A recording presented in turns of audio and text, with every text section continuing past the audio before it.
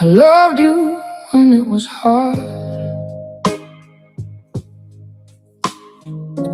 when the sun didn't shine and the money was low, when you weren't smiling like I used to know,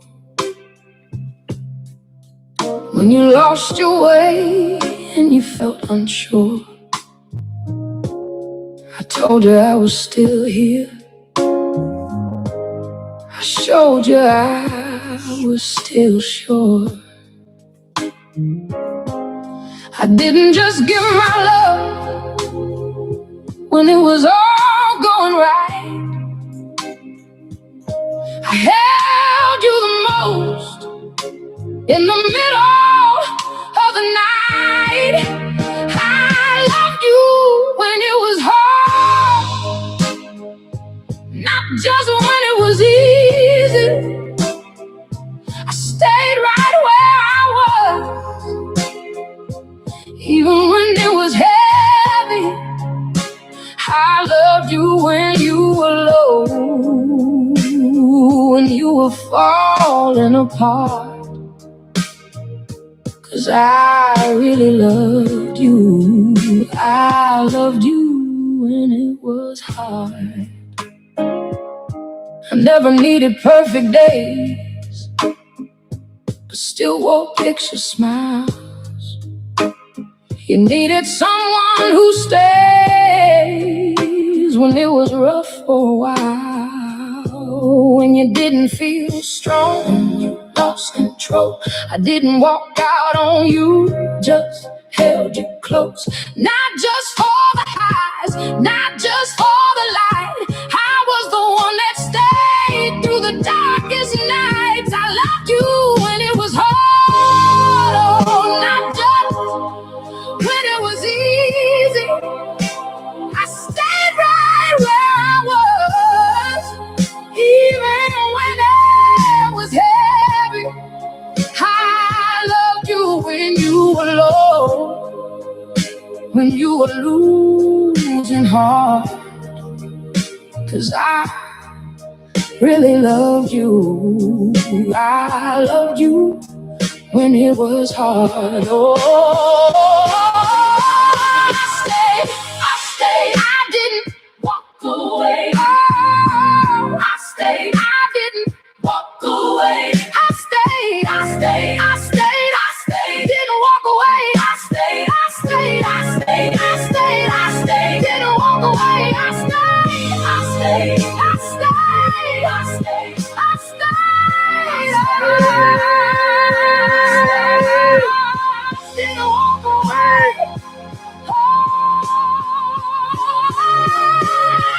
loved you when it was hard. I loved you when it was hard, not just when it was easy. I stayed through every scar, even when it was messy. I loved you when you broke.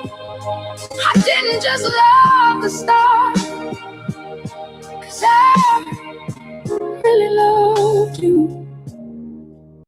I loved you when it was hard. Anybody can love you when it's easy, but I loved you when it was harder.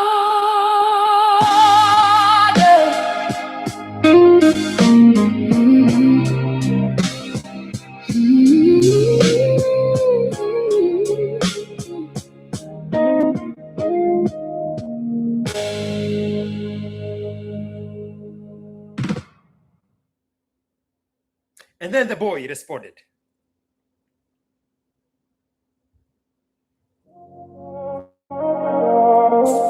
"It was easy and it was good, but what about when it wasn't?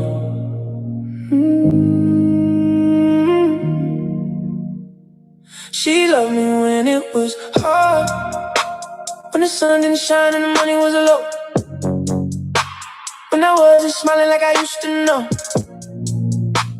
when I lost my way and I felt unsure. She told me she was still here. She showed me she was still sure.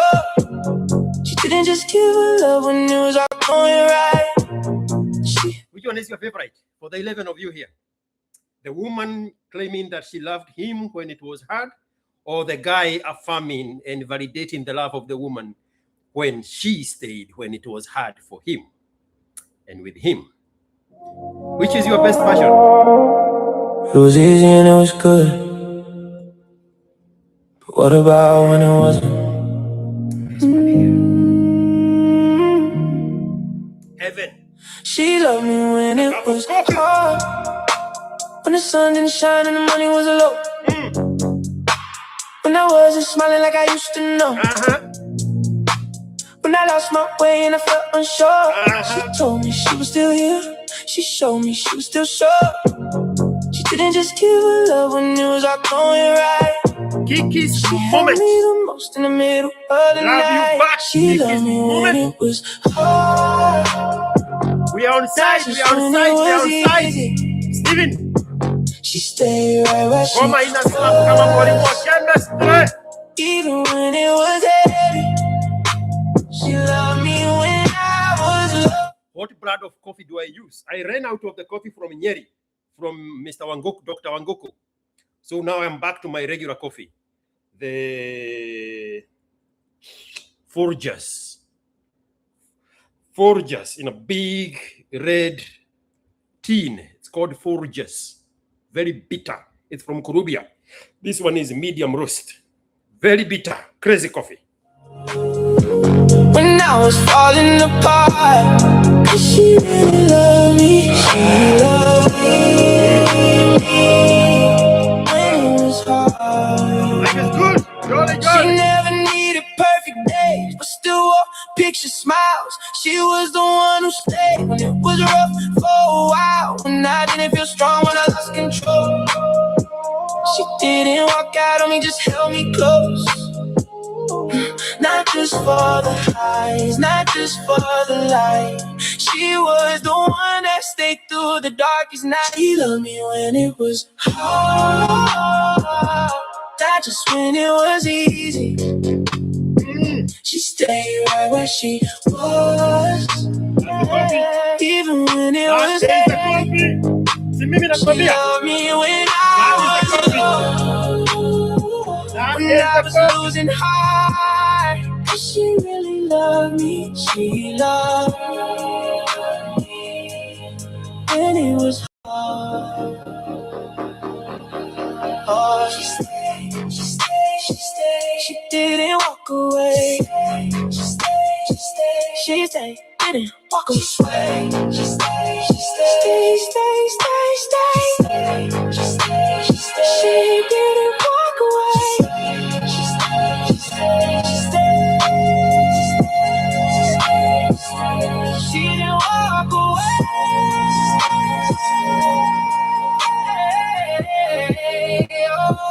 She loved me when it was hard. She loved me when it was hard, not just when it was easy. She stayed through every storm. I can Even feel it. when it was messy, I can feel it. she loved me when I broke. Didn't just love the start. She really loved me. She loved me when it was hard. Anybody can love you when it's easy, but she loved me when it was hard.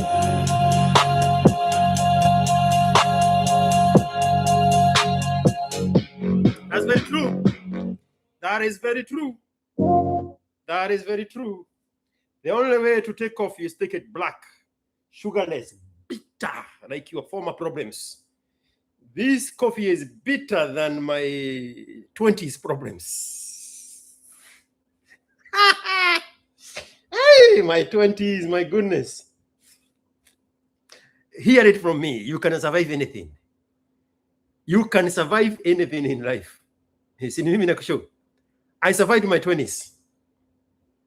Oh gosh. Oh gosh. My 20s were crazy. I've never done drugs. I've never smoked anything. I've never gotten drunk in my life. Nonetheless, my 20s. Ho.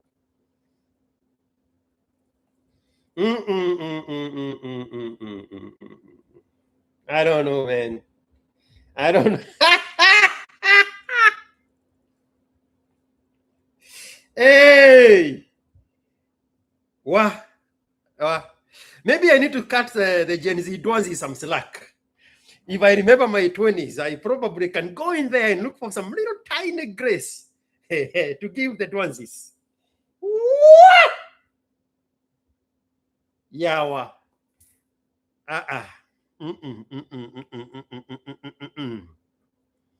Does Spotify pay for these AI songs? They sound pretty cool, Mr. IQ the DJ.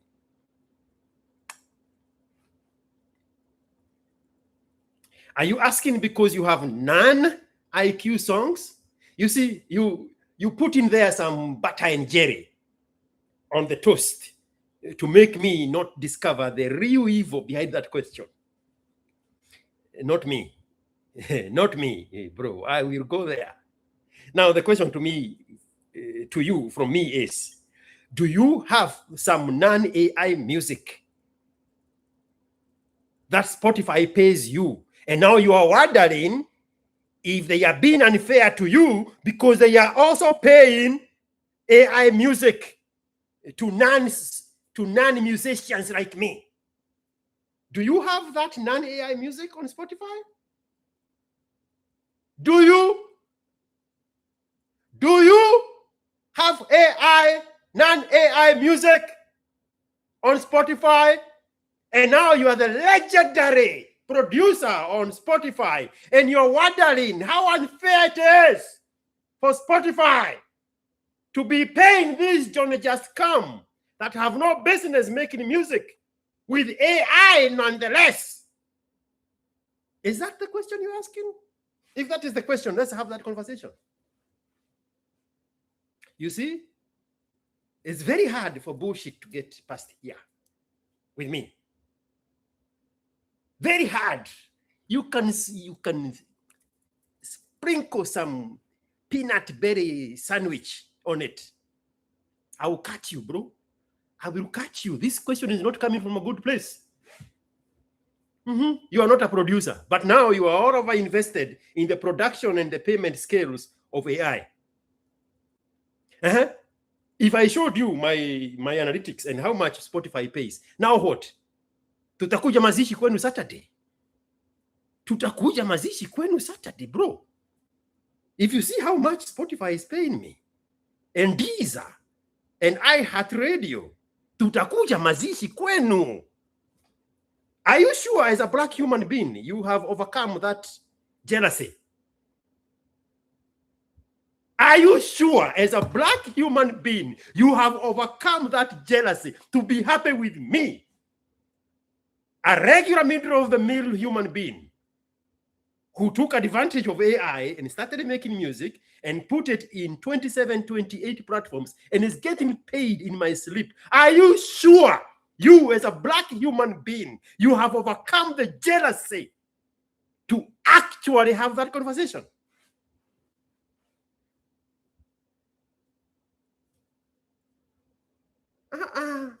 Sio mimi. And Shuha with Nyes Saganobia.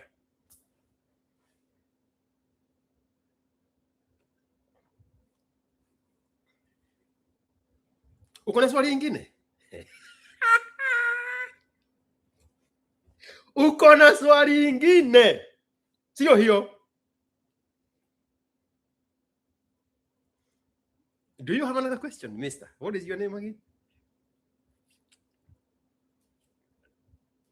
LST P6B. Your name sounds like a virus in Wuhan laboratory in China.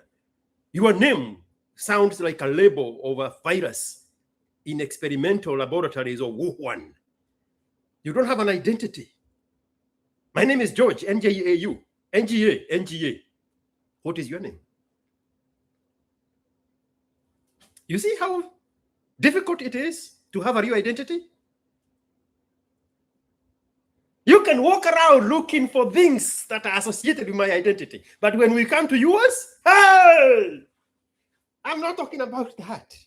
I'm not talking about that. Where are you located? Oh, that's not the conversation. How do you name? Oh, that's not the conversation. All of a sudden now, identity is not so identified.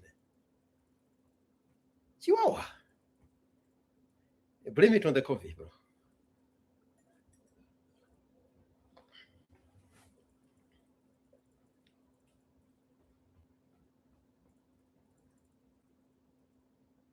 She stayed. Oh, you mean the lady, when this song is saying, and there is that repetitive thing that says, she stayed. That is what is called kudojo. You see, real human beings want to have real conversations. It was easy and it was good. But what about when it wasn't?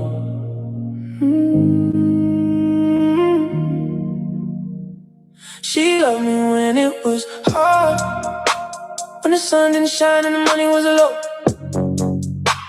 when I wasn't smiling like I used to know, when I lost my way and I felt unsure. She told me she was still here. She showed me she was still sure. She didn't just give her love when it was all going right.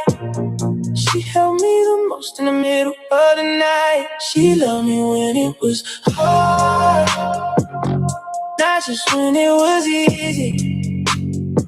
She stayed right where she was, even when it was heavy.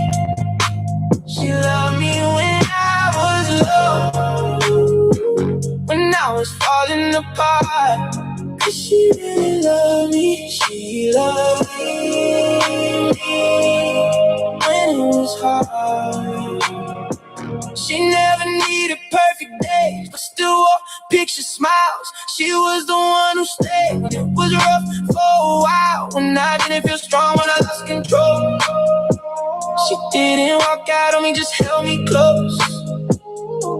Not just for the highs, not just for... Vicky Kirwa, are you a girl or a boy? Mr. Australia, Miss Australia, are you a girl or a boy? Kirwa, Vicky Kirwa, are you a boy or a girl? Answer me. Answer me, Kirwa. Are you a boy or a girl? Is it Victoria or Victor?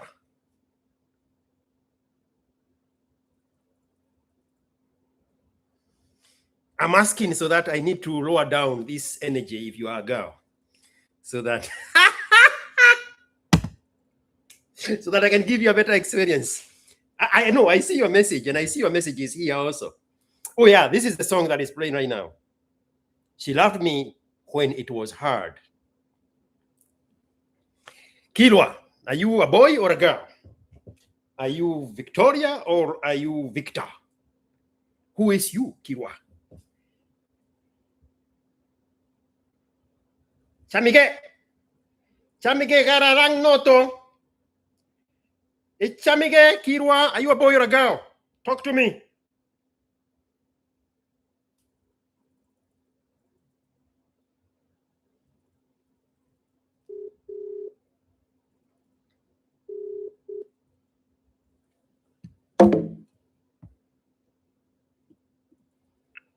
Hello? Hey, hello. Ah, it's a boy. Yeah, it's a boy. What's up, mister? How are you, man? I'm good. How are you? So Australia is in Christmas already? Which month are you in? The same month, just this different house. Where are you now? Sunday evening? Yeah, Sunday morning. What time? 3 a.m. in the morning. 3:09. 3 o'clock in the morning. 3:09, yeah. 3:09. That is 15 hours ahead of Austin, Texas. What day are you? Are you on Friday or Saturday? We are on Saturday at noon, high noon. Oh. So, wait a minute. So midnight is 12 hours, and then you are at 3 o'clock. So you are 12 plus 3 a.m. in the morning. 15 hours away. That's crazy, yeah. And here we are speaking in the real time in the same time space. with the modern technology that was created by non-black males. Yeah, true. What's going on? Talk to me. So, love that you've given me some credit, but life's hard on my side. It's supposed to be easy for a man? You want life to be easy? Yeah, I know it should be hard. Yeah. How old are you? I was born in 2002. Jesus Christ. You're 20 what? 24? 23?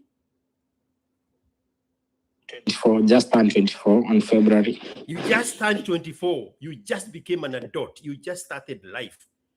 And you are fortunate enough to be subiri ngoja kwanza nikudunge yawa. Am I live? You are 24, bro. You turned 24 in a first world country. 24 in the 21st century in a first world country. And you are saying life is hard? You know, the expectations, that's what's makes life hard. The expectations are what? From parents, from like the pressure. I know you are a Kalenjin, so there is a possibility the whole of your family is there. Is your family with you in Australia? No. It's just you? Yeah. You are the only soul of family blood in Australia? I've got cousins. Uh-huh. Are they helpful? Are they useful? At some point, yeah. Did you go to Australia to go to school or to go to work? To school. How are you doing in school? It's been good, yeah. Who is paying for your school fees? I'm paying by myself. Who paid the first time? My parents. And then you got there. This is why I'm asking. And you figured out how to survive on your own. As a 20, how long have you been there? 3 years now. As a 21-year-old adult, you figured out how to survive in the first world. Yeah. And now life is hard because you want to go back to suckling your mama's titties? No, I don't want to do that. So why is life hard, bro? You are in Australia. Do you want to exchange your possession with somebody in Kuwait or Qatar? No. What are you comparing your life with to be hard? And I know I have not even listened to your story to give it an opinion. But who is this person you're comparing your life with?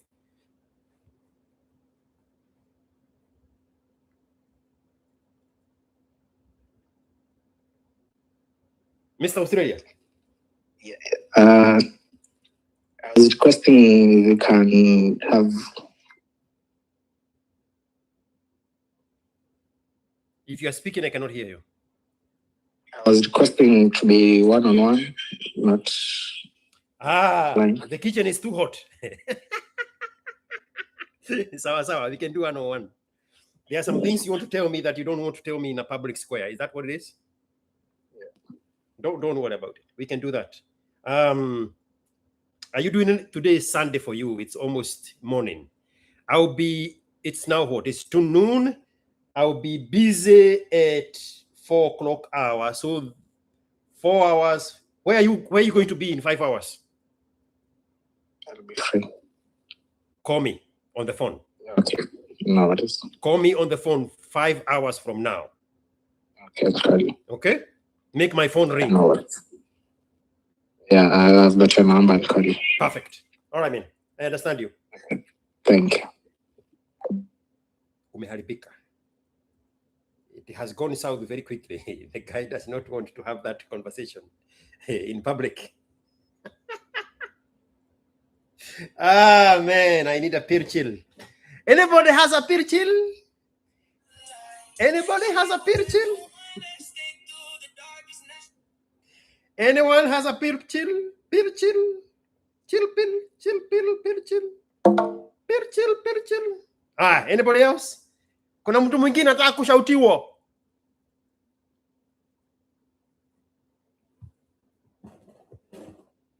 Anybody else? When it was hard, not just when it was easy. She stayed right where she was, even when it was heavy. She loved me when I was low, when I was losing heart. 'Cause she really loved me. She loved me when it was hard. All right, guys, welcome to Saturday Men's Cave. I am sure I put up a thumbnail. I'll tell you why I put up that thumbnail. This one here. Meow.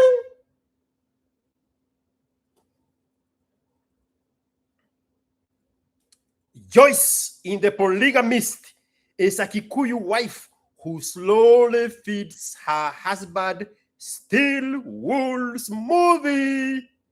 Look at the name on the pedant of the Kikuyu wife. Can you see the name right there? Can you see her name? You see her name on the pedant? Can you see her name on the pedant?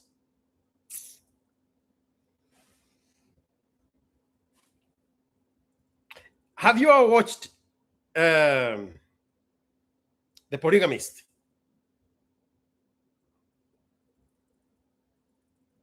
Have you ever watched The Polygamist? Joyce poisoned the husband, and then he did not die,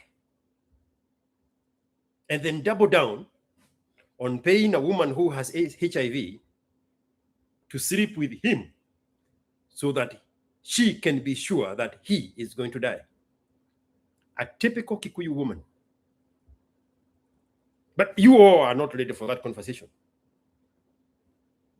because this is your mother we are talking about. Sidio?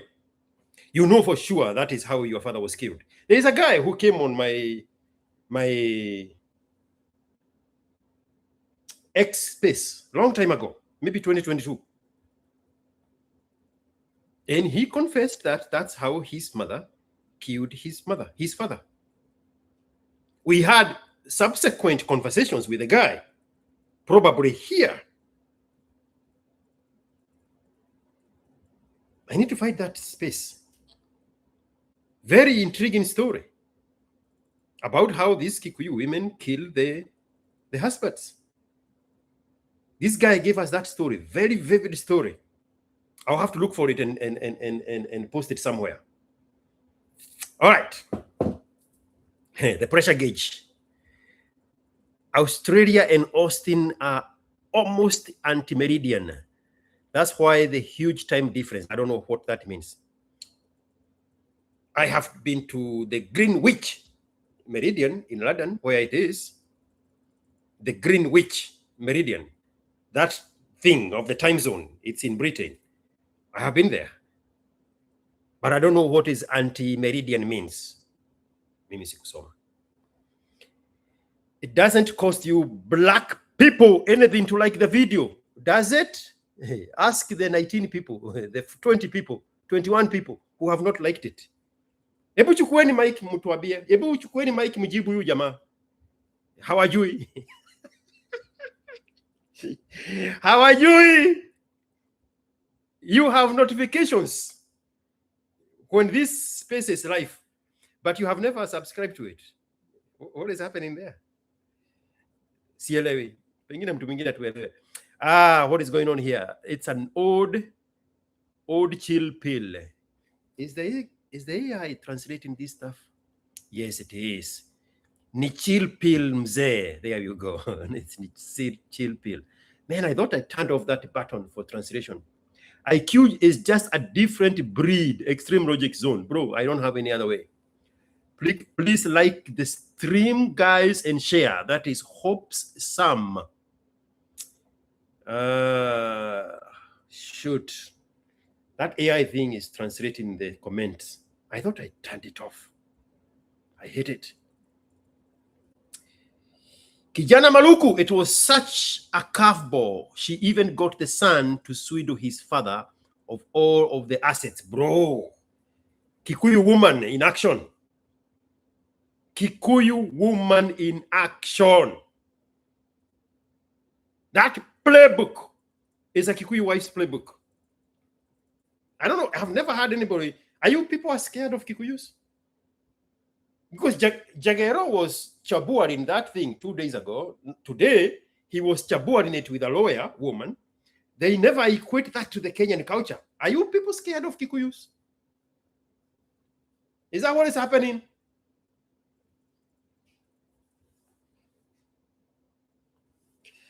There we go. Yeah, this thing is translating comments. I don't like it. Wengine wanatupwa kwa septic tank. That woman almost got away with it. I actually thought she got away with it. Then the other day I saw there was a case. She is in Kenya. I think she's in Women Langata prison or something. And she's pleading to be taken by security to go withdraw money in the bank. So they finally circled back and got her.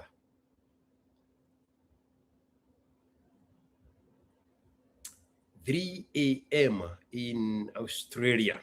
All right. I am a Kikuyu from Kafete. Hey, those ones we hear stories about. What? Hey, Ogopa. But bring real questions, guys. Bring real questions. Bring real questions. Bring real questions. If you have a girlfriend, as I go for my coffee, if you have a girlfriend, this is for her. Validate her with this. If you have a girlfriend, validate her with this song. Send her this song. This one. Yeah. Happiness is my choice.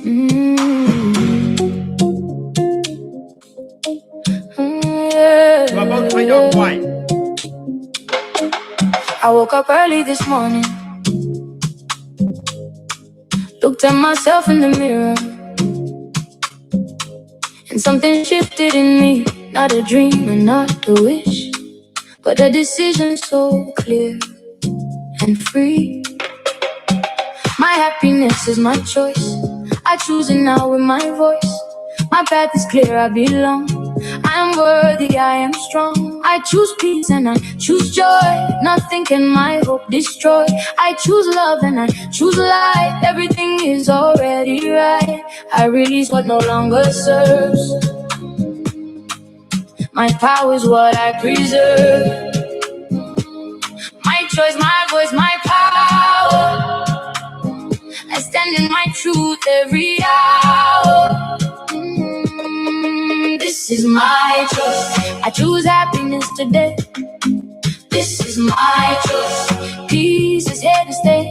My choice, my choice. Everything works in my favor. My choice, my choice. I rise higher and higher.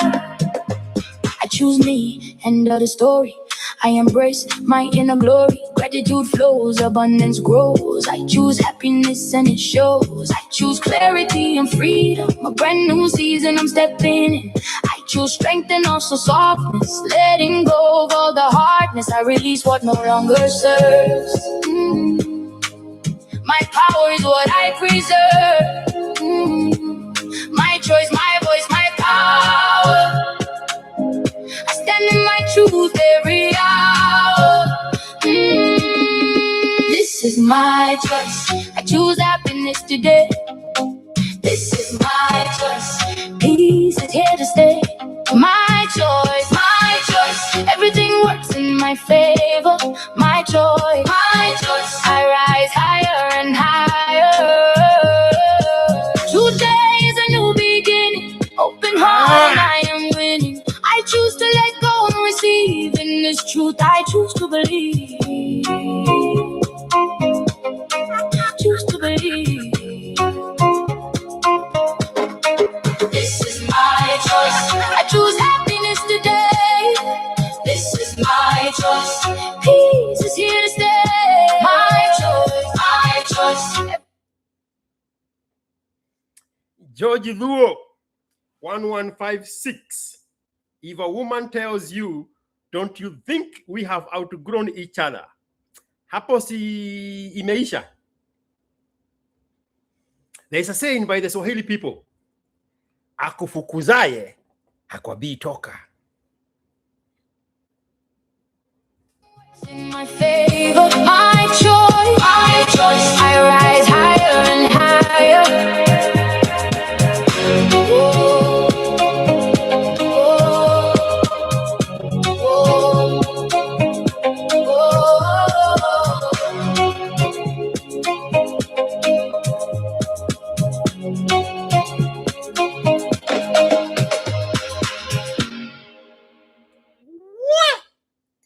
Tamu sana. Tamu sana. Okay, guys, why are we here? Today's Saturday, right?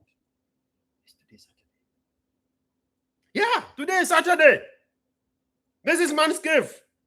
What is going on? Where is your energy, guys? Come on. Where is the Saturday energy? Come on, guys. Where is your Saturday energy? Baba uko wapi? Papa utai. Papa utai. What are they saying? I created new thumbnails for all these songs. And it takes forever for them to be updated on all platforms. I think there are 27 platforms. It takes a long time for them to be updated everywhere. So they periodically send me emails to inform me of what has been updated. Papa Utei is way up there. Oh yeah, here it is. It's updated. There we go. I created this new thumbnail to capture the story behind the song Papa Utai. If you go to it, all those readings on the top there, I've given the background of this story. But when I was looking to create this thumbnail, I discovered something more tragic. Let me see if I can find the thumbnail. This story, if you don't know, the Papa Utei, the very catchy song in Lingala French, is a boy who was raised wondering where his father is. Papa Utei is, Father, where are you? Papa Utei. So I was updating the thumbnails because now I'm learning how to make things better and more appealing. This is why I have this kind of thumbnails. That's why I have these kind of thumbnails now. I can make these beautiful thumbnails. So I was updating that, and I chanced on the actual story behind the Papa Utei boy. I don't know where it is.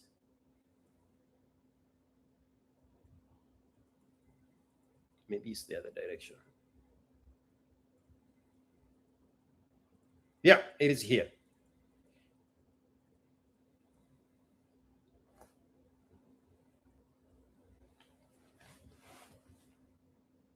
inspired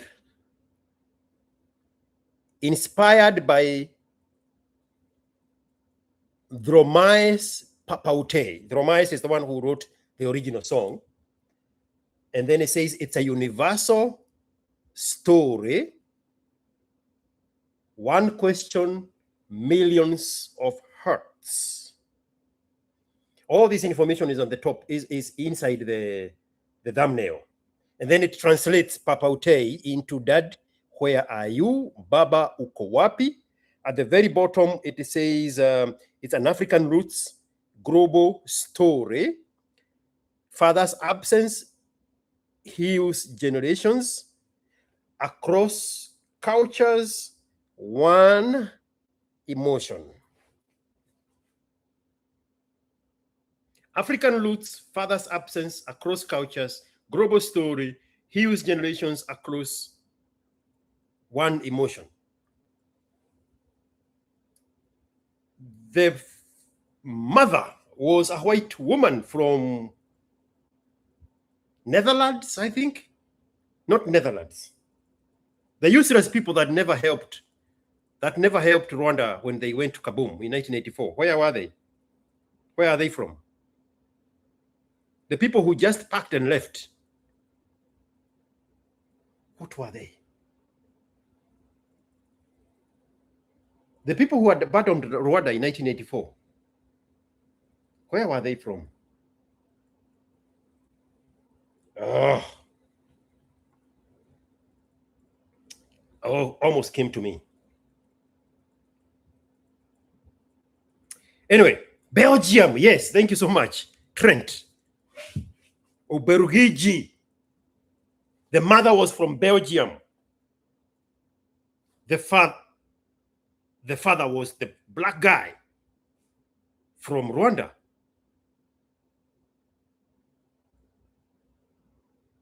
Not from Rwanda, from Congo Brazzaville, Congo Kinshasa, I think. Anyway, I'm mixing the story, but there's something important I want to say.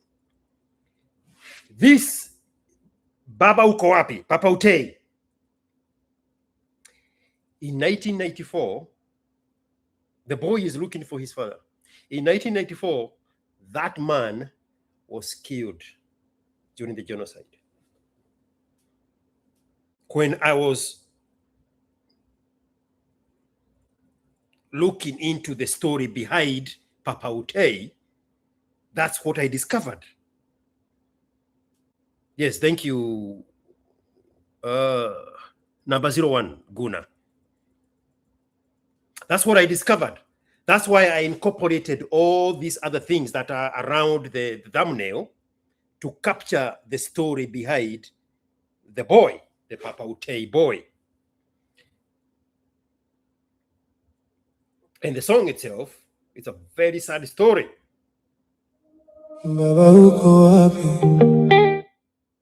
You know the song, the Papaute in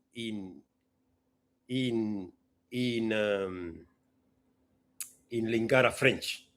I'll show you. Probably doesn't. I will show you Papaute.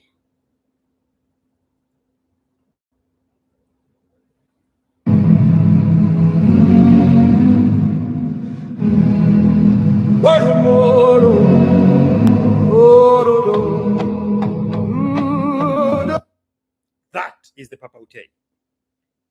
I picked up the whole lyrics and translated them into Swahili for you and me's consumption. These are the lyrics in Swahili. Baba uko wapi? Baba uko wapi?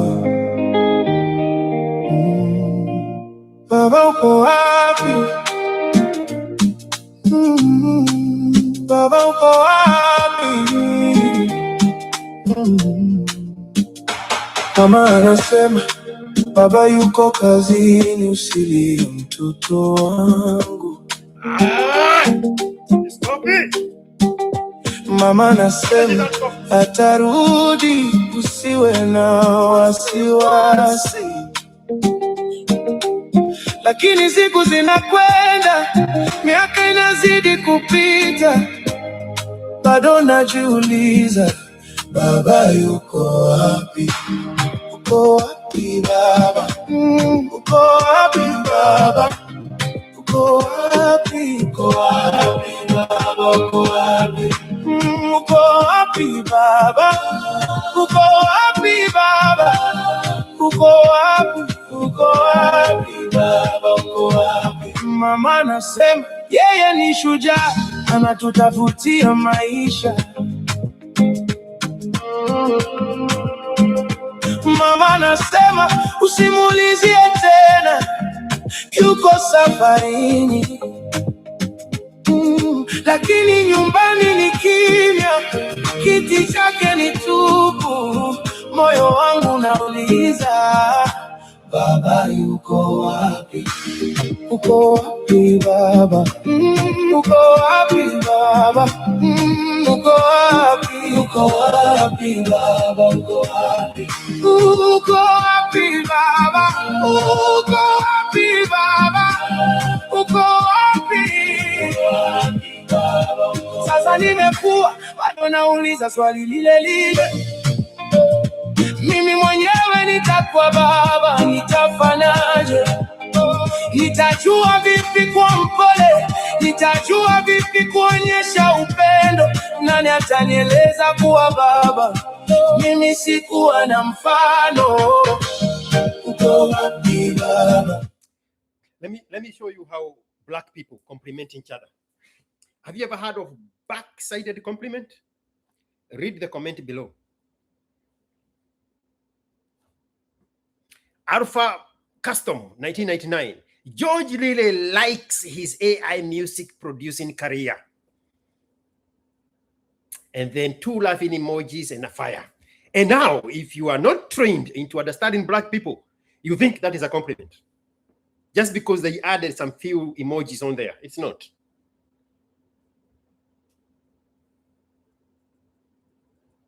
The logic disability in me is asking the question, as opposed to what? Hating it?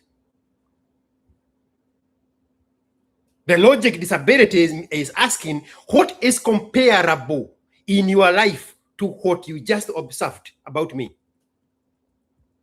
You see, if you leave it at face value, oh, very good story. Just because somebody put some emojis there, it conceals the hidden evil behind it.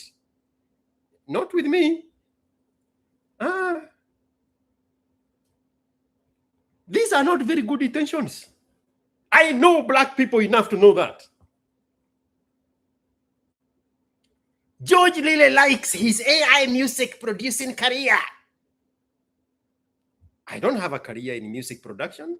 I'm not a music producer. Is that how I strike you? And the idea of I love the career as opposed to hating it, if we qualify that that is the career. Hey, George, you are reading too much into it. I'm helping you to understand these back-sided compliments from black people.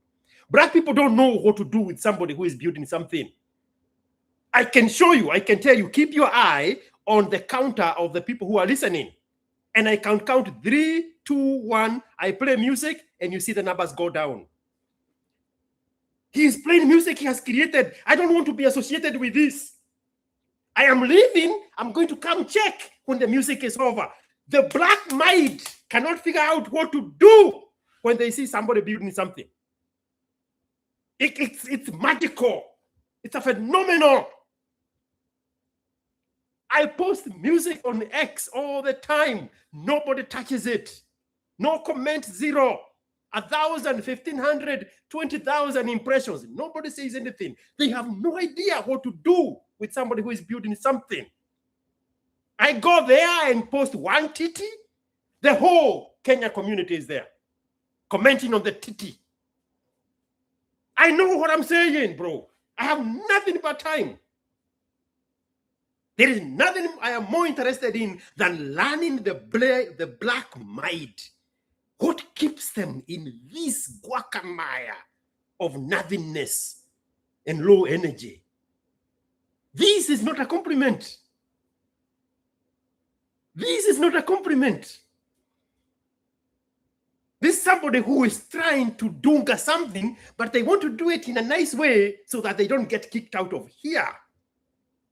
If they had the freedom to actually say what they wanted to say, that is not what they would have said. I just deny them the freedom to do it. But the blackness in him still want to throw stones, so they have to put emojis on top. That's not what he meant. His heart is as dark as the other black guy. Me no blacks. Do you think if this was a different community,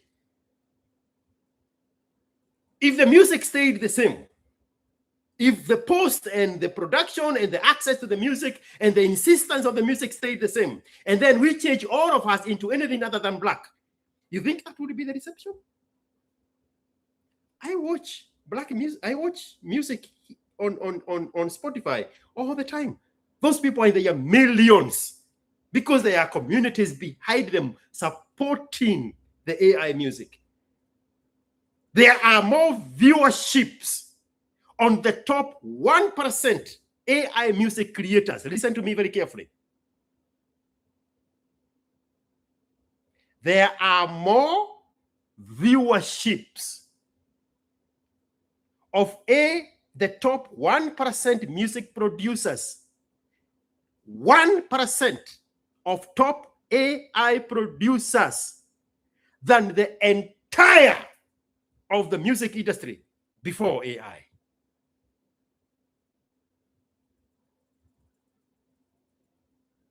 Look up right now a song called Pineapple. Pineapple. It's in French.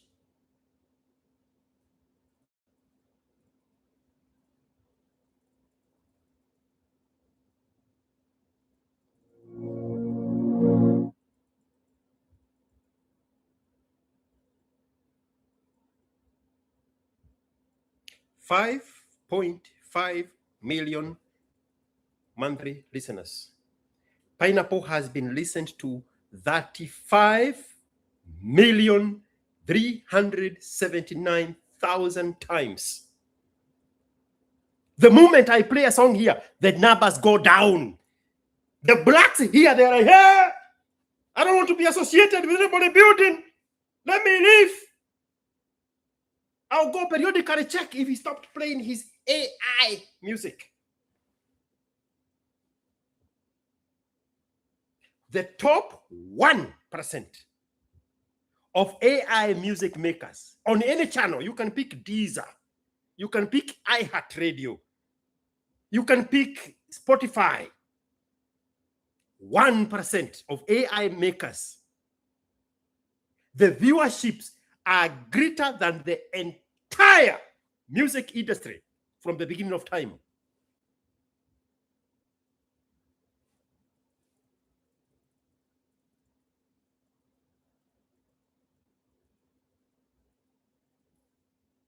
I'll give you another example. That was Pineapple. It's in French. It's in Deezer. Deezer is where this guy is shining. Le Top is his name. There is this other song called I Celebrate Me by Ingralos.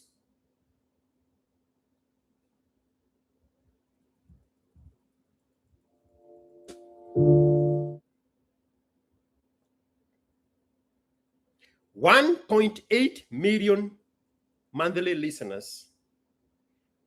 I Celebrate Me has been listened to 19 million times.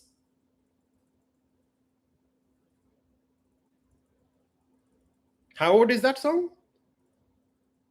A few months old. I don't know where to go right now and check. A few months old. A few months old. That song was made this year. I Celebrate Me. My top song is called I Celebrate Me. I coined it from this song, and I made it a celebration of the Kenyan comrades when they are graduating. It's a celebration song for graduating from Kenyan universities. I coined it from this song. 19 million viewers. This English song is probably 3 months older than my song. 19 million listens.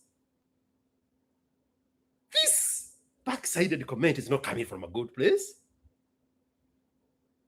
They have no idea what to do with somebody who is building something. They are waiting for something to destroy. Then they show up.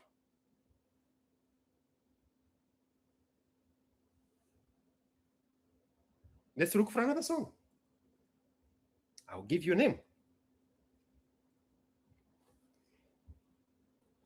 Coconut Roots with a Z.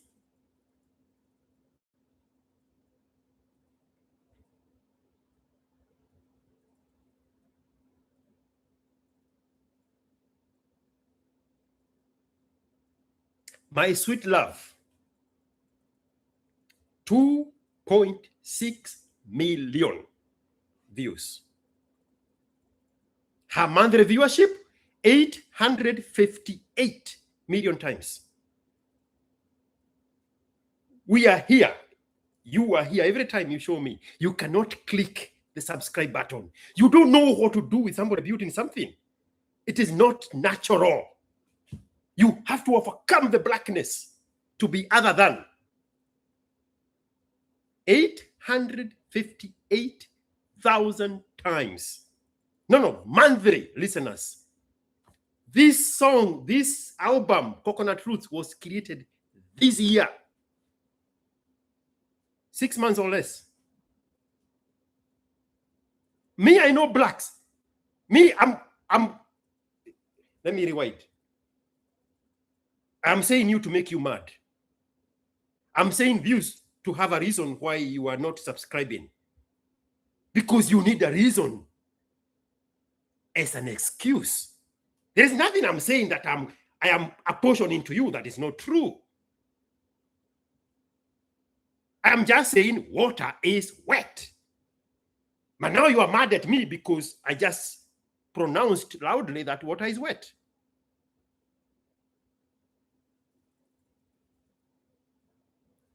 ASKiQ really loves his new AI music production. No. That is the witchcraft of your geniality speaking on your behalf. When you hear these people talking to me, hey, we see you going live every day. Hey, you are very consistent with going live on. It's not coming from a good place. Hello? I know that. And my question to them is, as opposed to what? Not doing it every day? Who are you comparing with? You don't say the same thing about Joe Rogan.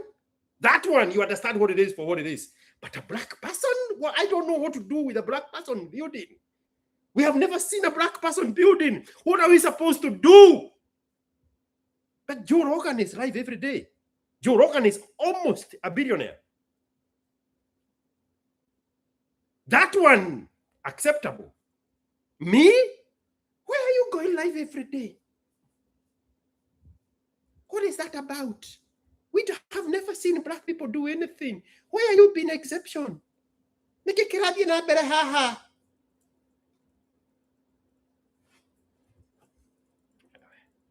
Well,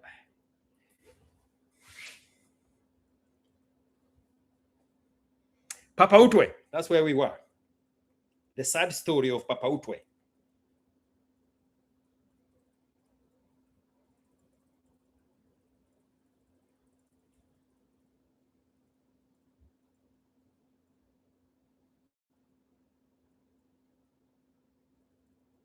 Now you are so happy. Now I have validated your reason for not subscribing. You do not know what to apportion that anger to. Now I have just given you the reason. Sidio? Where is Papa Utwe? Oh, because they changed the thumbnail. That's why I couldn't find it. What the hell? Here we go. Baba uko wapi? Baba uko wapi? Baba uko wapi? Baba uko wapi? Baba uko wapi?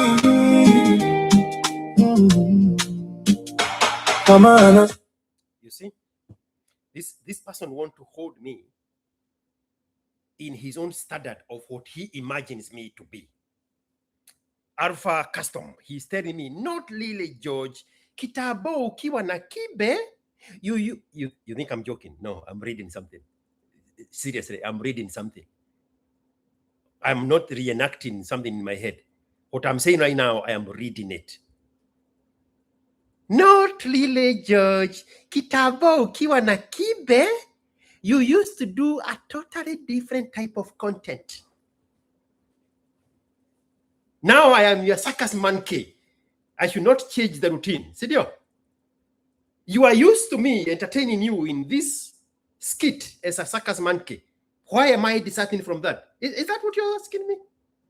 Cannot hear. Baba yuko kazini, usilie mtoto wangu. Mama nasema atarudi, usiwe na wasiwasi. Lakini siku... There you go. Duke of Kiev looked it up. Igra Ross, I celebrate me, is 3 months old with tens of millions of viewerships. And you come here and you sneak in some backsided compliment because you know if you straight up say what is in your mind, I'm going to block you. But you cannot help it. The blackness is telling you, your ancestors are telling you, hey, destroy that on our behalf.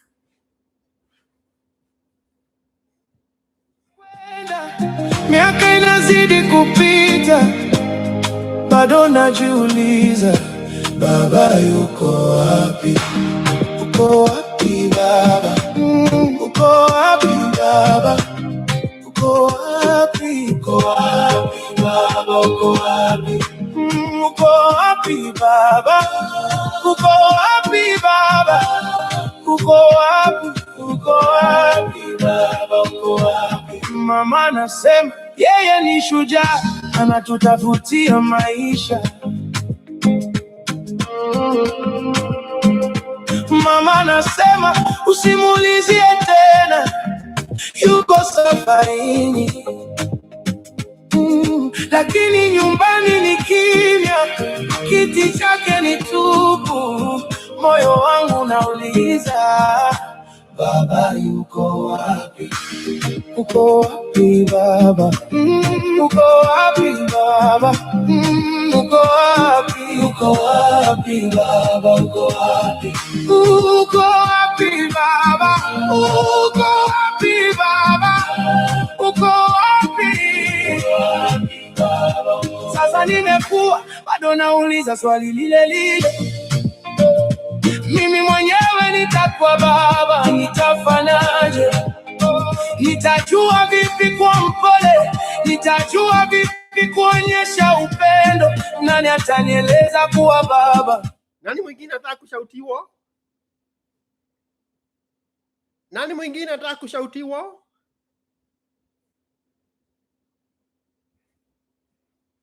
Alpha Custom 1999. I apologize, man. Of what? Because you did not expect me to catch it, right? And you did not expect me to be ruthless in my truth. What are you apologizing? Because you got caught in your snacked in backward compliment there? Auditioning for your ancestors with the nature of destroying that which you do not understand, that which other people are creating, because that is your innate nature. You see, for the longest time, the people who have done what I'm doing, they have to lick your asses and suck your dicks to beg you to subscribe to the channel. But they have never asked you the question, why are you here? Why are you here? You have made them so scared of that in asking that question. Why are you here? This is not, imagine right now, you are not in Kamau Karaoke's YouTube live. Who is Kamau Karaoke? That is my point. Shouldn't you be in Karaoke Kamau's life right now? You are not there, you are here. But the blackness in you cannot let you take ownership of that which you put notifications. You keep checking. Is this person there? Let me go listen. You cannot take ownership of that. Today is my last day between me and you. Our relationship is ending in 3 minutes. But before it ends, let me ask you something. I can go to every video I have posted, and every nasty comment, follow me slowly, every nasty comment, and I can touch to expand the profile of the person commenting negatively on my post. And I can scroll at the people they have subscribed to, 20 people. And I can go to each and every person they have subscribed to. Those people have no content. The system tells you where they have commented before. They have never commented there, but they are subscribed to them, 20 of them. I click on each and every one of those people's profiles, the ones they have commented to. Again, so follow me slowly. They don't comment there because there is nothing there, but they are subscribed to them. The system also tells me that this person with a negative, nasty comment are not subscribed to this channel. So why are we having a relationship?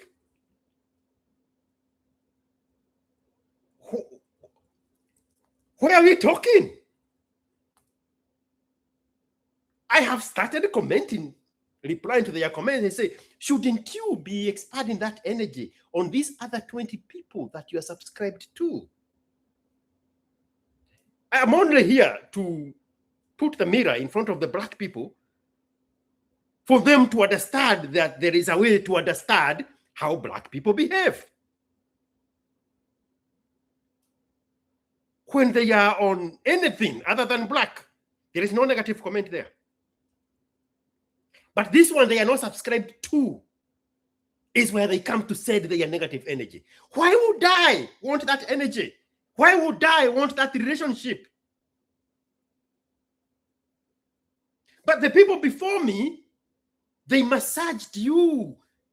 They licked your asses and sucked your dicks because they needed you around. I don't. More importantly, I want you not to want me. Now, on X, I go to an American post, a conspicuously white man's post, and I comment there. Kenyans flock in under my comments. You think I'm too much? Completely white American post on X. I comment there. 20 Kenyans come below my comment.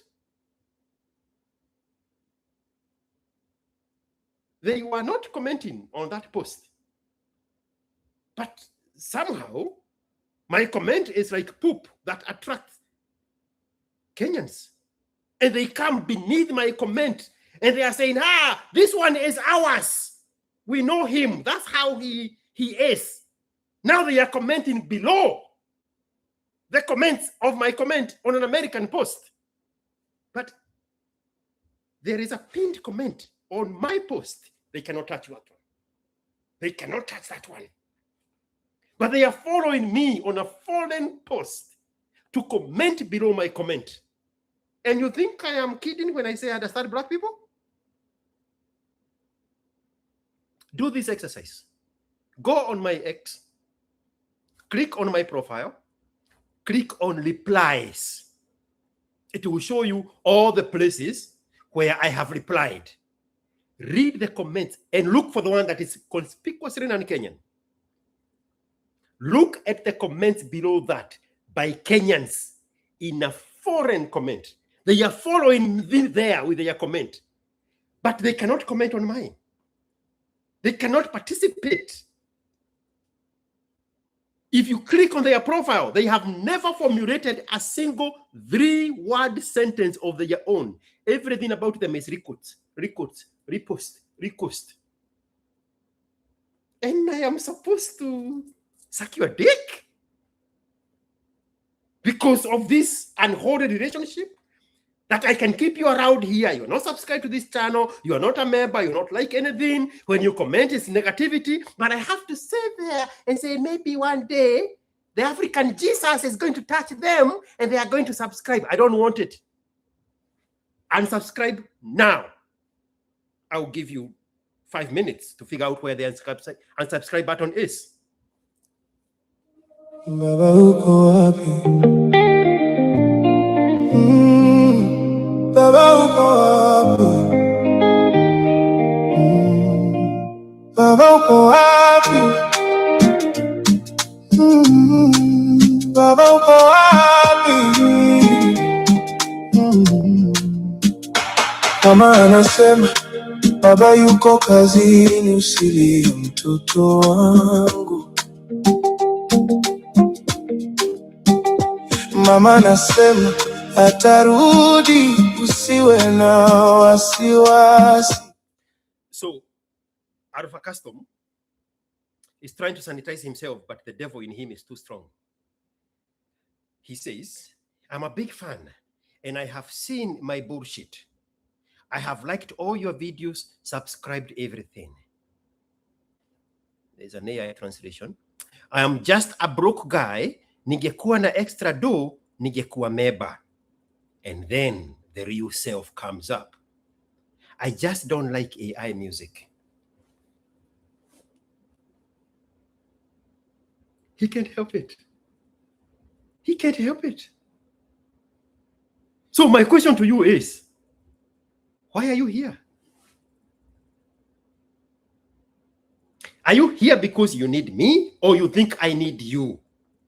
Because this is the conversations you cannot have with Ganovias and Erika Modis. Why are you here? What value do you bring? Because it sounds like there is value you derive from me, but you take it away. See, to the Janwe, you go left, I go right. See, bye-bye is enough. Ama, what else? What is this kujifichiana that we have to play these mind games together? What is the end point? X, Y, Z. After 100 years of me and you interacting together, what will be the outcome? See, ni wewe nauliza. Tunajifichiana nini? Tunapimana akili tukifanya nini? What am I to you? What are you to me? Why are you here? I know. This is so fallen. George is full of himself. He is arrogant because you have been murmured by Erika Amondis and the Ganovias. I want you to not need me. Before I say, I don't need you. You will have said it first. Nobody wants to have that conversation. Because you think there is so much you bring to the table, but when I examine it, I don't see it.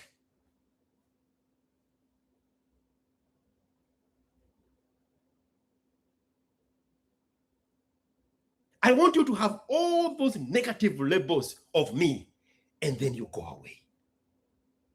If I click block here, you are going to go create another account on Gmail and come back. Why? The moment I click block, I cannot even remember who you were. But you will go on Gmail and create another account to come back. But you still want me to have this unholy kujifichiana relationship with you. I don't do that. I don't do that. Ask my exes. I don't do that.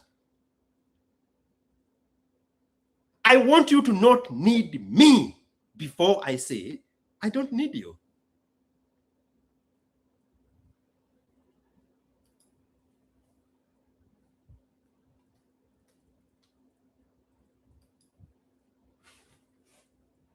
Asiyefunzwa na mamaye hufunzwa na ulimwengu. I am the ulimwengu now.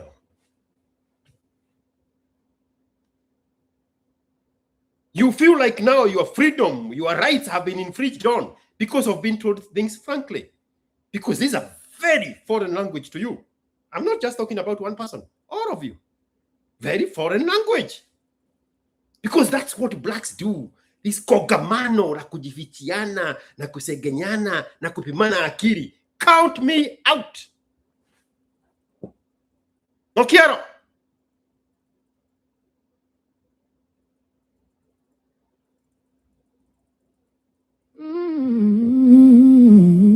Yeah. I call it love, but it was pain.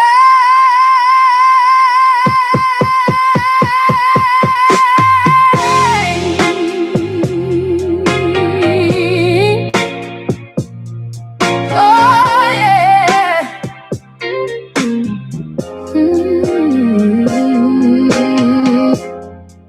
Called it love, but it was pain.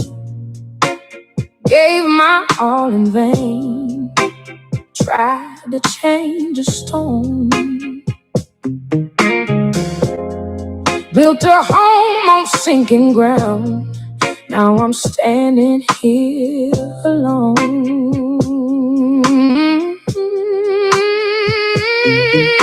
In the rubble now I see the secrets you hid from me. Cost was high, heart got scarred, but I'm free. No more drama. Took a long time in the fire, but the ashes showed me clearly. I let it go, I hold no blame. Growth was worth the flame. Honey, that's the lesson.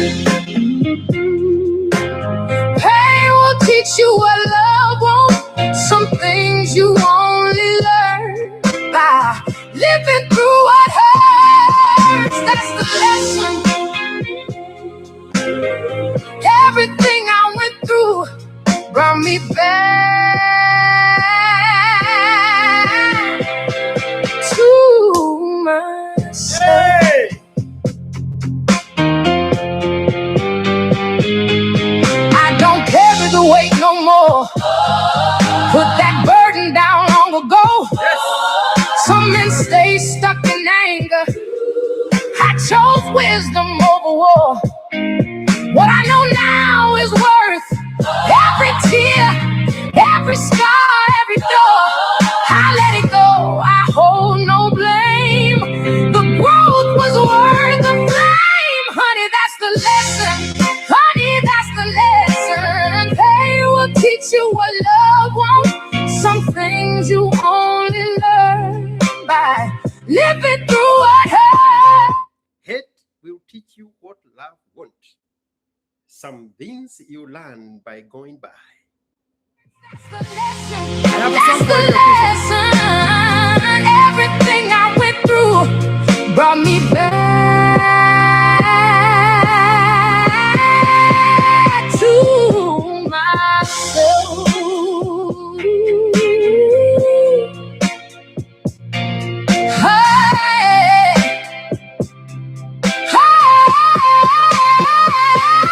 Honey, that's the lesson. Honey, that's the lesson. Pain will teach you what love won't. Some things you only learn by living through what hurts. That's the lesson. That's the lesson. Brought me back to myself. Stronger, wiser. That's the lesson. Worth everything. That's the lesson. I'm free. There's a guy called Kane Walker. It's a cowboy.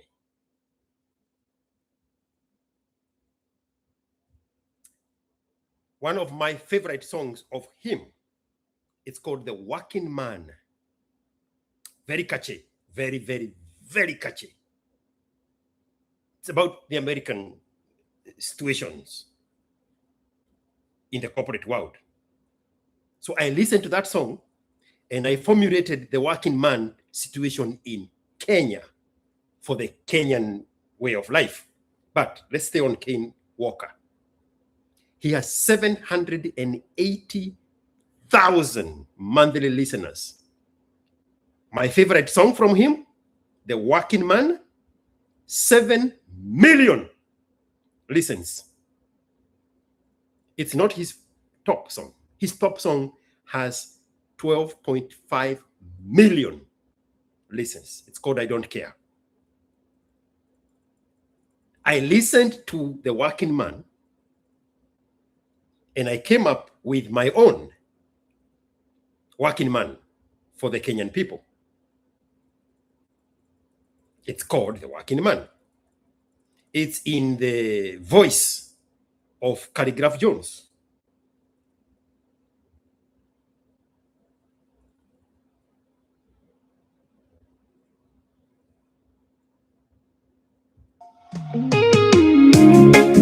Ooh, yeah. This version.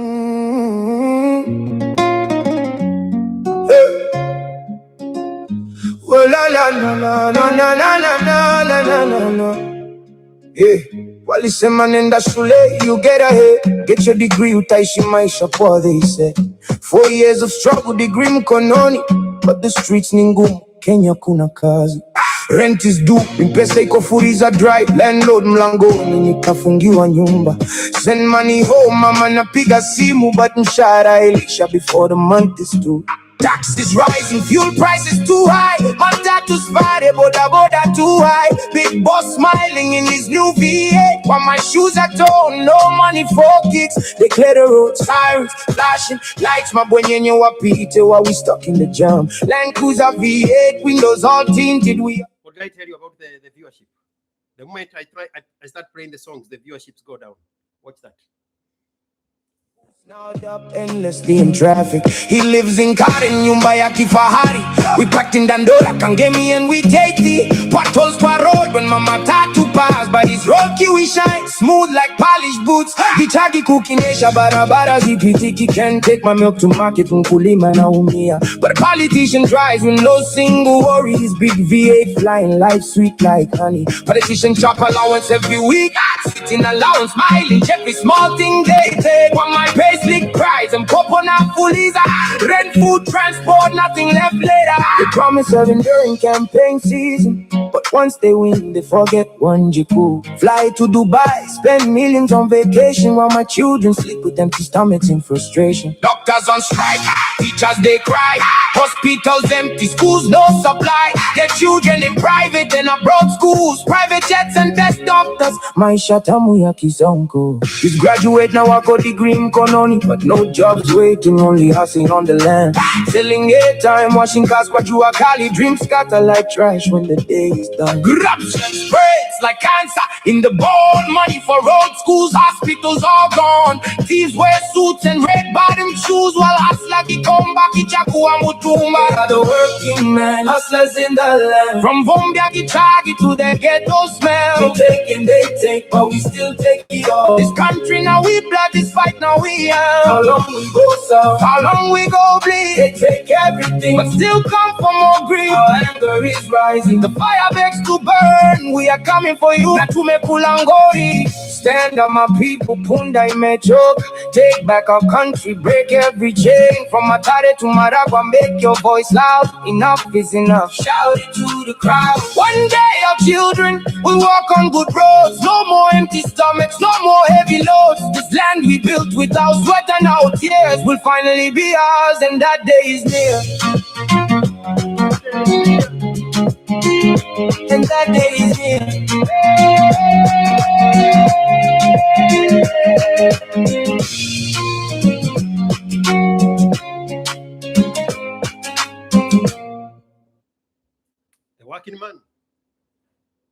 made it relatable to Kenyans.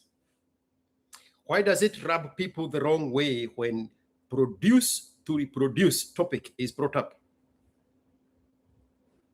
Discipline is an insult to the black people. The truth is an insult to black people. African politicians are the smartest politicians the world over.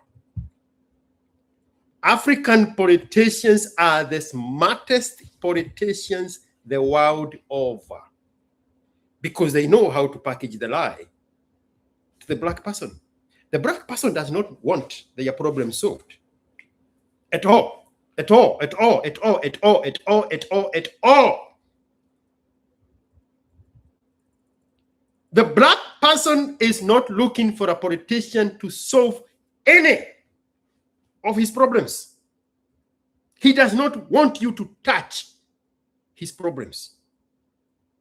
Suffering in the context of African Christian religion is a virtue. You don't want to separate African Christians with their God. Their God told them to suffer. African politicians know that.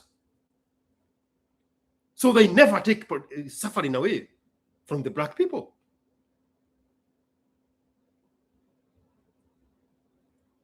The smartest politicians in the world are African politicians. They understand the population very well. The poorest parts of the world are the ones that have the greatest African Christian religion in their culture, in their psyche. African politicians know that. Black people are never asking for their problems to be taken away. They want the rich amongst them to tell them that they understand the struggle and the problems and the misery and the situations they live under. That's it. That's it.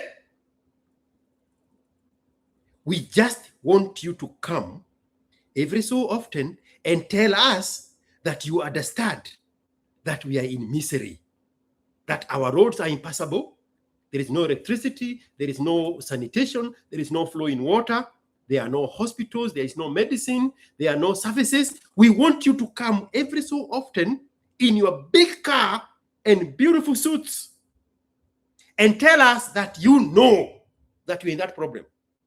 But never get it in your head that we want you to solve our problem. We don't. We don't want you to solve our problem.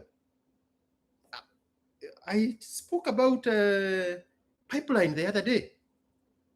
Many months ago, I commented at Muishiria, whatever his name is, Muishiria, the city guy, and I said, hey, stop messing with these people's problem in pipeline. They don't want you to take away their problem. They are happy with their problem. Stop messing with their problem. Fast forward to Orkalau today. The elections are on the 19th. Fast forward to Orkalau today. No fantasy, no hypothesis. Today, in Orkalau. Listen to me very carefully. Go on Twitter, go on anywhere, and just type Orkalau. Tell me what you see. Kikuyus rubbishing the efforts by a politician to make their life better. They are returning gas cylinders. Who told you we want you to solve our problems? You people think I'm joking. You think I'm making this stuff up.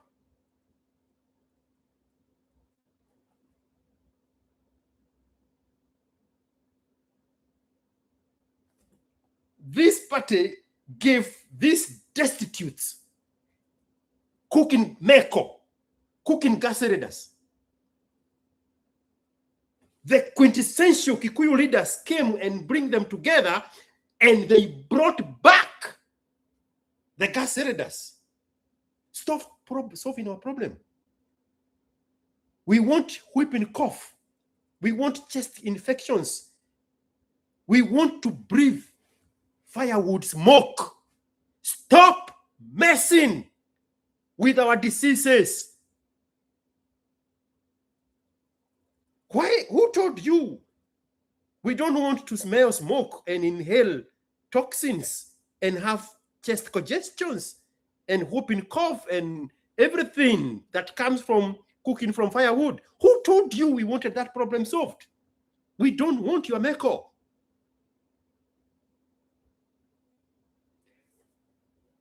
Remove me from the equation. Go watch the video where they are rubbishing the developments that have come to them during this by-election politicking. Listen very carefully what they are saying. They never asked for the roads. They have been crying that their produce are rotting in the farms, their cabbages and warus and milk, because the roads are impassable. This party comes through politics and they fix the road. Who told you we wanted you to fix the roads? You think I'm kidding? There is nothing I love more than observing Black people and their behavior. Go listen to it on your own. Let me not poison your viewpoint. Before you were born, before your mother was born, in the same region, Kipipili, there was another by-election. Moi was president. One party rule. There was another election. Kipipiri, the same area. There was a woman with some extreme faction of African Christian religion. She was wearing a kitaba. Her name was Wanjiru. She was running in that by-election. Remember, it was one party rule.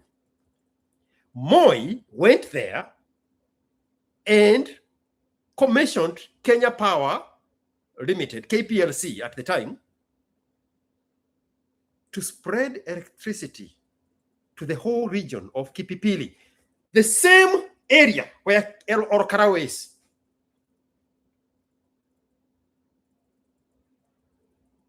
They refused. Now come to think of it, Multi-party had already started, but Moi won for an extra 10 years. I know where I was in Nakuru as a young boy. They refused Moi's candidate, Kanu's candidate.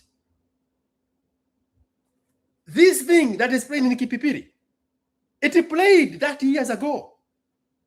This thing that is playing in Orokalao, it played 30 years ago. In Orokalao, in Kipipili. The Kanu candidate of choice was rejected, the same magnitude. They are rejecting the guy through which the political party is bringing Maendeleo to them. So what happened when they rejected Moi's candidate? He had Kenya Power supplying electricity to all those homes for the first time in the history of planet Earth. The same way they are getting roads and all these promises of, I had them making jokes about a boat, maybe 3 boats. I didn't catch the context of that. The same scenario. They rejected Moi's candidate. The following morning, Moi sent KPLC and unplugged all those electricity utility poles, put them back in the trucks and brought them back to Nakuru. Nobody understands Black people more than African politicians. They don't want their problem solved. They want you to identify with their problem. They want you to come in your shiny vehicles, V8 that can drive on impassable roads and sit on them and tell them, I see you. That's it. But don't attempt to solve their problems. Don't attempt to solve black people's problems. They don't want their problem solved. They have God. They have created a God who does that to them by promising them a better heaven where they will have those beautiful things. Don't mess with their suffering. The prerequisite of inheriting heaven is in them suffering in their problems. Don't fuck up with that. African politicians know that.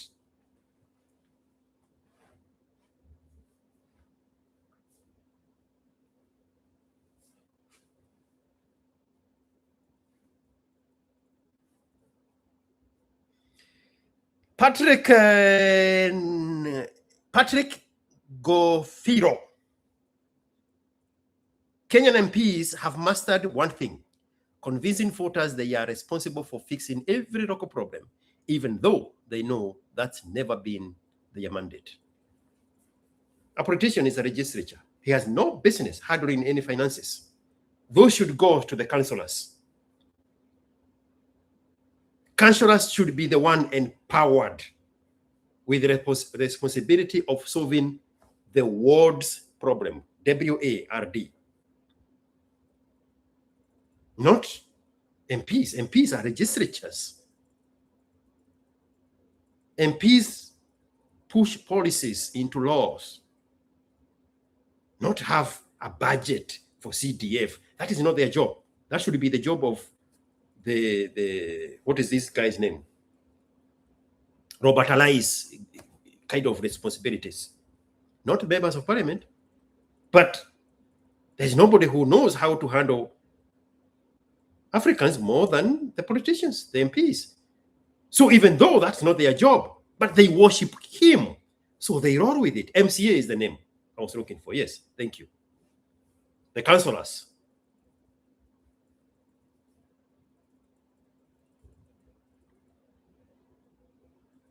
Trevor Noah, the biggest money makers are going to be gas sellers.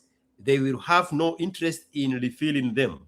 They will sell the gas. Bro, I saw Moses Kuria there with 1 day old chicks. I wish I was in Kenya. Literally, I wish I was in Kenya yesterday. I would have driven to Kipipiri, whatever that Orokarao place is, and bought all those 1 day chicks from those fuckers. Those guys have no intention of raising those chicken. You know that. I would have gone there and picked them for cheap. Beautiful 1 day old chicks. I would have walked the entire of Orokalao buying those chicken for cheap. Because those fuckers have never raised one chick. Do you think they are going to raise those chicks? There is no interest whatsoever. Me saying it, me observing it, me pointing it out is not going to change it. None of those chicken is going to survive 1 week.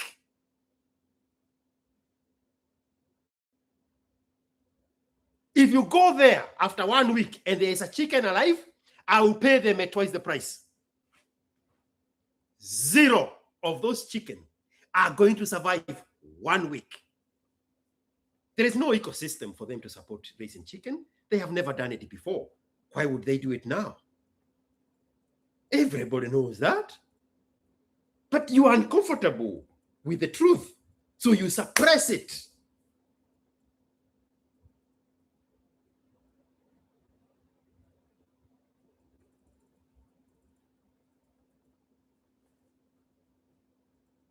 Do those little Kikuyu thugs look like they are about to raise chicken in Kipipiri, in Orokarao? Let me repeat what I just said. Do those Kikuyu thugs in Orokarao look like they are about to raise chicken? Tafuta mwingine wa kuchezea bwana.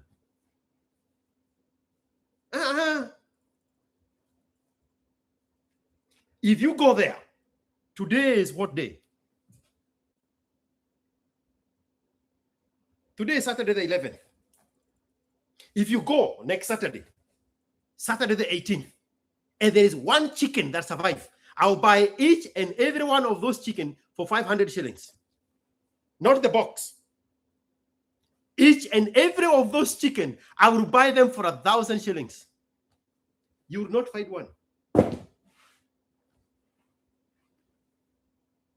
There is none of those village vagabonds that was planning to raise chicken. They were just waiting for free chicken to be delivered by Moses Kuria. None of them. Come on. They don't want their problem solved. They want you to tell them that you see their problem. They will vote for the guy who sees their problem, not the guy who is interested in solving the problem. No. Again, I'm old enough to remember the time of Prophet Wanjiru. Look her up. Prophet Wanjiru, there was a by-election back in the mid-1990s, before your mother was born. They rejected Moi's candidate. The next day, Moi went there and picked up all the electricity utility poles. It was a running car for Moi. Don't solve their problem. They are not interested in you solving their problem. They brought the Gaseredas back. I want you to think what I'm saying right now.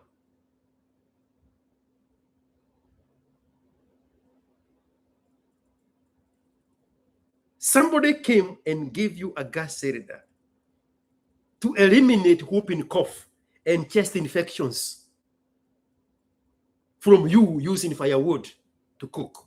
And you say, no, I am returning it. Nobody else can do that than a black person. If you see that person doing that anywhere else in this planet, take a picture, send it to me. It will not make any sense in any other context other than the African context, other than the black context. They brought back Gase, celebrating, tumerudisha Gasereda, hatuzitaki. Jesus Christ. Jesus Christ.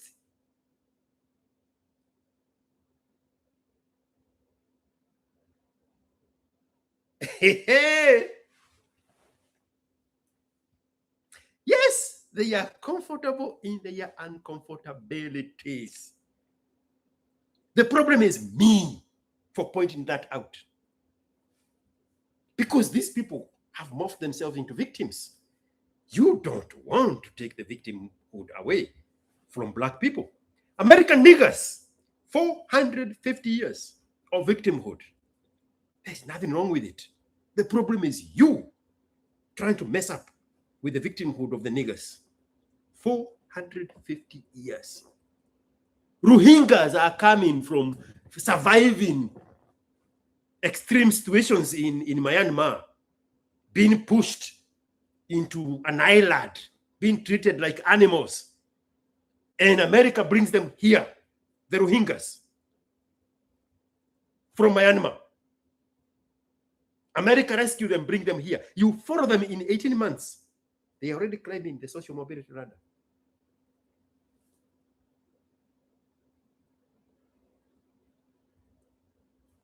The boys of the NATO translators, those fussy boys that helped in Afghanistan, the ones that were attached with the NATO translators, and they became the translators for the Americans in Afghanistan. They are ethnically Persians, even if they are in Afghanistan, which is a bigger history behind why they were aligning with NATO and America and not the Mujahideen, whatever you call those people in Afghanistan. Because ethnically, they are Persians. Those boys, the translators, there was a big campaign by politicians and people higher up in the military to rescue them and give them the American dream. They brought a lot of them here. A lot of them. When I started my business, some of them worked for me.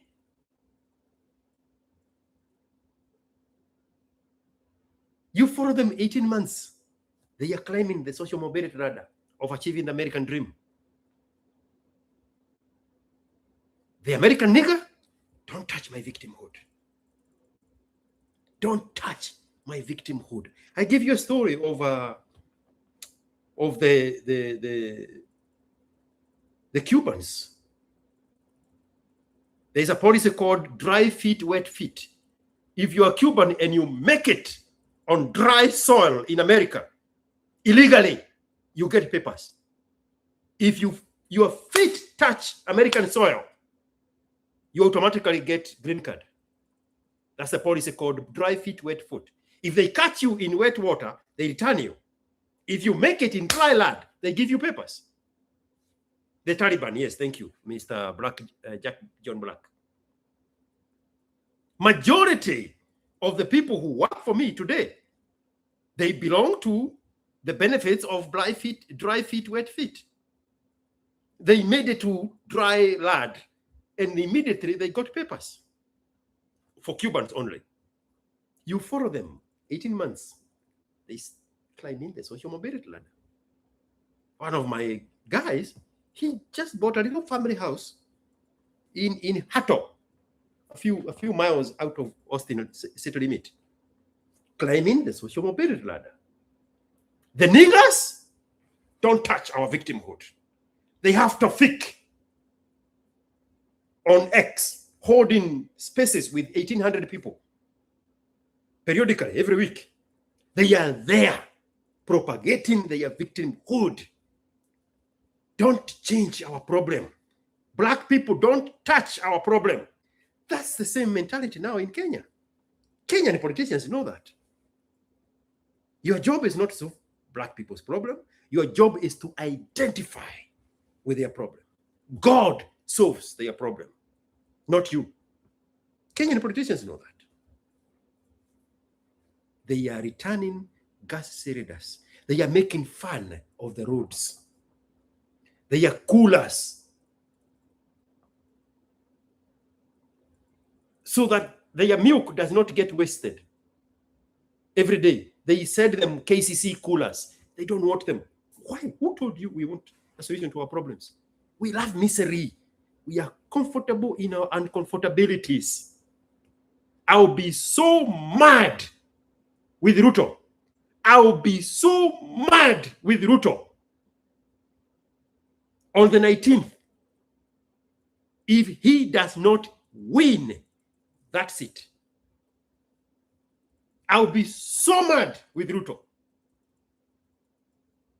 He needs to steal that election at 9 a.m. in the morning.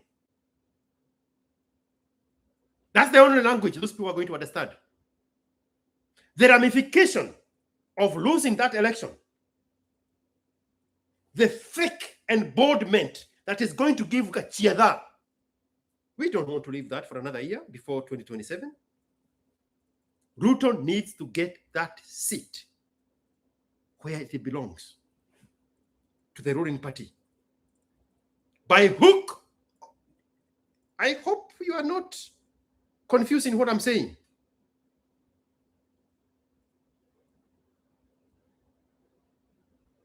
Ruto needs to rig that election in his favor before 9 a.m. on July 19. That's what I'm saying. In case you want to go interpret it something else I didn't say. No, that's what I'm saying.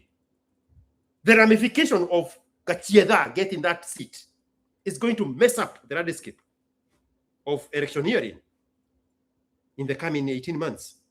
We cannot live with that. Not actually 18 months. It's 13 months. Elections are in August of next year. If they happen, they shouldn't. The ramifications of the landscape of electioneering. If Gachagua claim winning or Kalau, we cannot leave that. I'll be so mad with Ruto if he lets that seat go.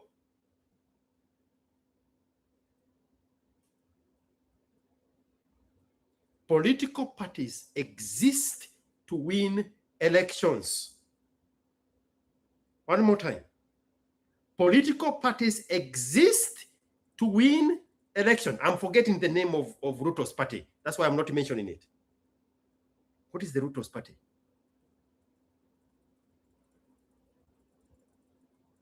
KK, Kenya Kwanza.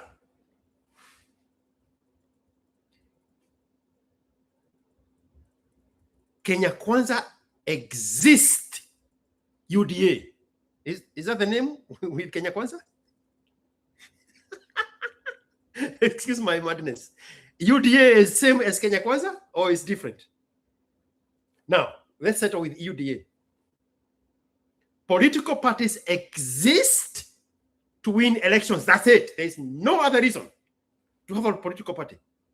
I'll be so mad at Ruto if he does not win. If you are listening this where you are walking, I am making quotes in the air.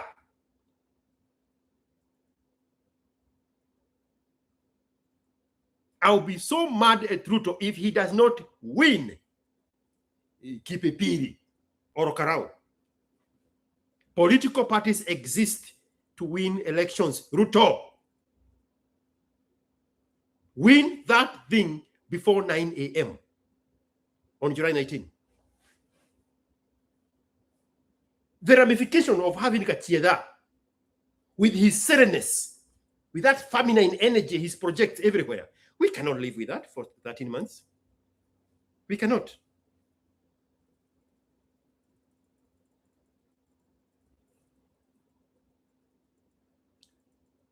Should not happen.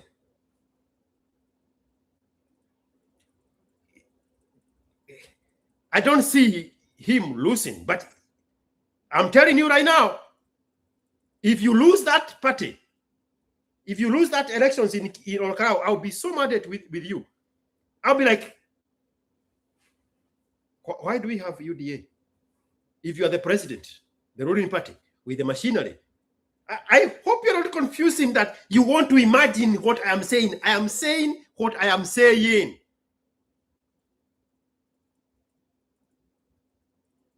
That seat belongs to UDA. By hook or crook, mostly by a crook. Gachagua my ass.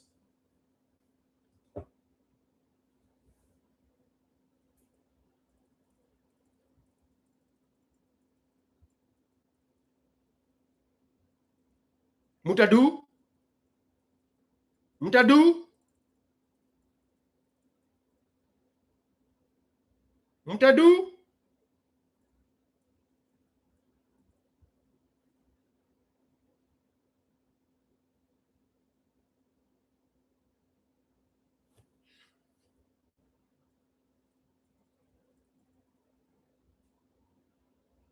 The problem is not what I'm saying. The problem is that you do not have an opinion. You do not know how to have an opinion. You are not icked by my opinion. You are icked more by the fact that you do not know how to have an opinion. That thing happening to you right now is because you don't know how to express yourself with your opinion. If you do, pick up the phone. Give me your opinion right now. +1 512 738 6400. Give me your opinion. You don't have one. You don't have an opinion. You are waiting for me to have mine and say, that one is the one I don't have. That is the one I'm against. Don't be against anything. Be for something. What are you for? Nothing. Stupid, lost Kikuyu men.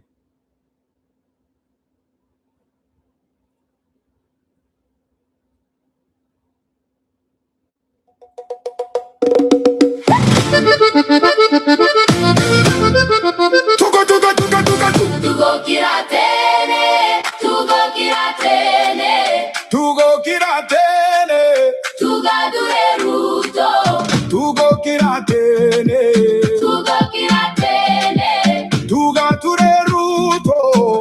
nakura yake. Ruto ni murati meni bilda witu, miradi yake ni mingi tega matungwiri. Housing, roads na kazi kwa vijana, 2027 tukuamkie yetu. Gachagua ni mukabila hana msimamo, juzi alikuwa anapiga Uhuru, Sasa anapiga Ruto. Ruto alimpa kazi akashindwa na kazi, sasa anazunguka Murima, Akiada vijana, anazunguka Murima kihada Wakikuyu, akiwambia wachuke kila mtu, wakichocha Wakikuyu dhidi ya Wajaluo, dhidi ya Wakalenjin, dhidi ya Wakisi, dhidi ya Wasomali na jamii zote. Lakini hauganishi Wakikuyu kwa maendeleo, hawauganishi kwa kilimo, hawauganishi wafaidike kwa serikali. This is the same guy who was telling other tribes that Kikuyus were shareholders, wakati yeye na selfishness yake alikuwa na blackmail the country. Huyu ni yule mwongo wa kawaida, hajabadilika, ni yule mnafiki, baraduri, fedhuri na mkabila mkubwa. Mkabila huyu mkimsikiza mtatwa nyuma, wengine wakienda mbele. kazi kwa vijana, pesa kwa wazee ndio Ruto alisema, lakini yeye anazuia wazee wasipate pesa zao. Amepanga na mabwenyenye ugenini, Anapata pesa zake, hahitaji pesa za wazee. ndio anaandaa Wakikuyu kote. Central Kenya Murima maendeleo ni mingi sana, barabara mahumau sasa inaenda haraka. Bei ya China kahawa sasa imepanda juu, makadamia na maziwa pesa zinaingia mifukoni. Maji yanatoka Gatanga yananywesha Nairobi yote. Sisi Wakikuyu tunatoa maji, lakini bado tunapata kura. Ruto ametufanyia mengi, hatuwezi kumwacha. 2027 Tuko pamoja, hatutageuka kamwe. Murima yangu vijana wa Central, Tusikae nyuma, tushike. Jose Derry, 7280. He is saying Jose Derry is a 1 whole year member, 13 months member of this channel. My favorite song, with 200 shillings. Rewind that song to Gokira Tene.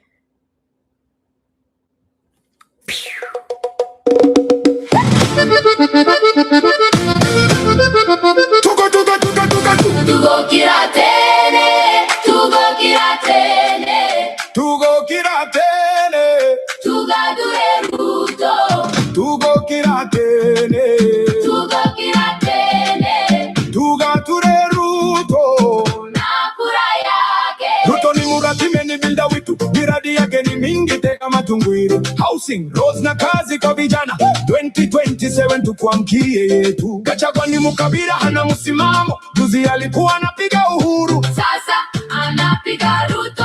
Ruto alimpa kazi akashindwa na kazi, sasa anazunguka Murima, Akiada vijana, anazunguka Murima kihada Wakikuyu, akiwambia wachuke kila mtu, wakichocha Wakikuyu dhidi ya Wajaluo, dhidi ya Wakalenjin, dhidi ya Wakisi, dhidi ya Wasomali na jamii zote. Lakini hauganishi Wakikuyu kwa maendeleo, hawauganishi kwa kilimo, hawauganishi wafaidike kwa serikali. This is the same guy who was telling other tribes that Kikuyus were shareholders, wakati yeye na selfishness yake alikuwa na blackmail the country. Huyu ni yule mwongo wa kawaida, hajabadilika, ni yule mnafiki, baraduri, fedhuri na mkabila mkubwa. Mkabila huyu mkimsikiza mtatwa nyuma, wengine wakienda mbele. kazi kwa vijana, pesa kwa wazee ndio Ruto alisema, lakini yeye anazuia wazee wasipate pesa zao. Amepanga na mabwenyenye ugenini, Anapata pesa zake, hahitaji pesa za wazee. ndio anaandaa Wakikuyu kote. Central Kenya Murima maendeleo ni mingi sana, barabara mahumau sasa inaenda haraka. Bei ya China kahawa sasa imepanda juu, makadamia na maziwa pesa zinaingia mifukoni. Maji yanatoka Gatanga yananywesha Nairobi yote. Sisi Wakikuyu tunatoa maji, lakini bado tunapata kura. Ruto ametufanyia mengi, hatuwezi kumwacha. 2027 Tuko pamoja, hatutageuka kamwe.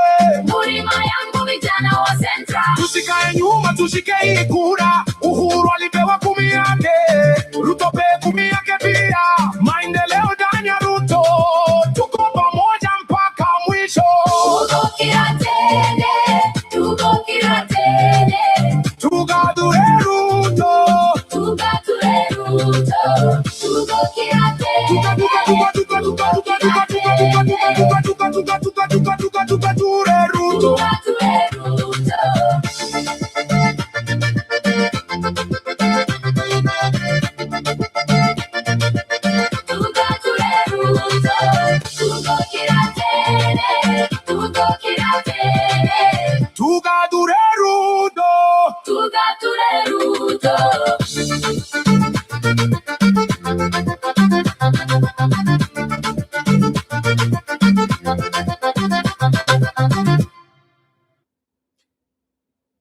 You don't have a problem with that song. You don't have a problem with my opinion that I have put up together with that song. What you have a problem is you don't know how to have an opinion. Wapi wimbo yako? Wimbo yako iko wapi? You are against Ruto. Where is that song? You don't have it. You don't have it. You don't have it. That's the point. There's this whole swath of a population of people who don't know how to have an opinion. They're just sitting there waiting for other people to have a choice, to have an opinion, to pick a side. They say, oh, you pick this side, now I'm picking this side. No, pick your side, Negro. That is my side. You know how much I believe in it? Hey, Wangwana! Hello, my friends! Hey, wananchi wa Kenya! Tumeanza kazi. Hakuna kupumzika, hakuna kurudi nyuma. Mimi niko kazi na bado tunaendelea kwa nguvu zaidi. Mimi niko kazi. Niko kazi. Kazi kwa vijana ni wa jamii kwa wazee. Mimi niko kazi. Niko kazi. Ahadi zote nimeziweka. 2027 tunaendelea. Mimi niko kazi. Kazi, kazi. Hustler fund na flow nyumba zinaanza. Mimi niko kazi. Ruto 2027. Kazi inaendelea. Tuliahidi hustler fund, sasa mabilioni zimefika. Vijana na mama mboga wana biashara zao zinaendelea. Fertilizer subsidy bei kashuka mpaka 2,500. Shamba zina green, mazao yameongezeka 50%. Ulikaa chini ukatengeneza wimbo ya kusifu Ruto. Wewe ulikaa chini ukatengeneza wimbo ya kusifu nani? Hebu tusikie hiyo wimbo. Maziwa sasa 50 bob. Sugar production imeruka, nchi inajenga na kujenga. Inflation ikashuka chini, economy inazidi kuwa strong. Kenya sasa number 6 Africa, hatuwezi kushindwa tena. Social health insurance inafaa. Kila mtu ana bima SHA inahudumia wazee, mama na watoto wote bila shida. CBC inafaa. Vijana na skills za siku zijazo. Affordable housing inajenga kote, vijana na kazi na nyumba yao. Kenya Airways inarudi strong, biashara inazidi kuwa kubwa. Hakuna kitu inatusimama, kazi inaendelea bila stop. Talanta Stadium inajenga, michezo inarudi nyumbani. Vijana na talent sasa wana stadium ya dunia standard. Mahiu expansion imefungua barabara mpya, magari inapita haraka, biashara ina flow bila traffic. Western Kenya Road zimeunganishwa na Nyanza, Kisumu, Kakamega, Homa Bay. Sasa zote ziko connected. Barabara za kisasa zinaunganisha kaunti zote. Mimi niko kazi. Miundombinu inabadilisha Kenya. Coffee export market sasa imefunguliwa duniani. Wakulima kahawa wanaingiza pesa za kigeni kwa wingi. China coffee zinauzwa Ulaya, Amerika na Asia yote. Bei imepanda, wakulima wanatabasamu na nyumba mpya. Hasa na shamba zinafaa, mazao yanauzwa nje bila shida. Agriculture inaongoza Kenya, inakuwa food basket ya Afrika. Homeland security imeboreshwa, amani inatawala kila pembe. Partnership na American security systems. Ulinzi wa kisasa, drones na trains zimefika. International relations imeimarika na USA. China na Germany, United Kingdom, Rwanda na Tanzania, wote ni marafiki. Trade deals na investments inaingia kila upande. Kenya inaheshimika duniani. Kazi inaendelea kwa amani na maendeleo. Wengine wanasema wao ni wazito, lakini tumewapima, wanazitoa maneno tu. Mke wa wanajua, side dish inazidi, wana extra marital blue. Hawanijui vizuri mimi, DRS wa Jamhuri ya Kenya. Wanasema tanitoa kwa kiti, watoe nani? Wangonjeni wapange. Wanasema mimi ni vile, lakini wananchi wanaona kazi inaendelea. Wao wanapiga kelele tu. Mimi niko kazi, no time for drama. 2027 wataangalia tu, kazi nazidi. Wao watazidi kulia. Yo, vijana wote simama. Second term inahitaji nguvu, talanta inang'aa. barabara zimefunguka, hustler fund na flow kila upande.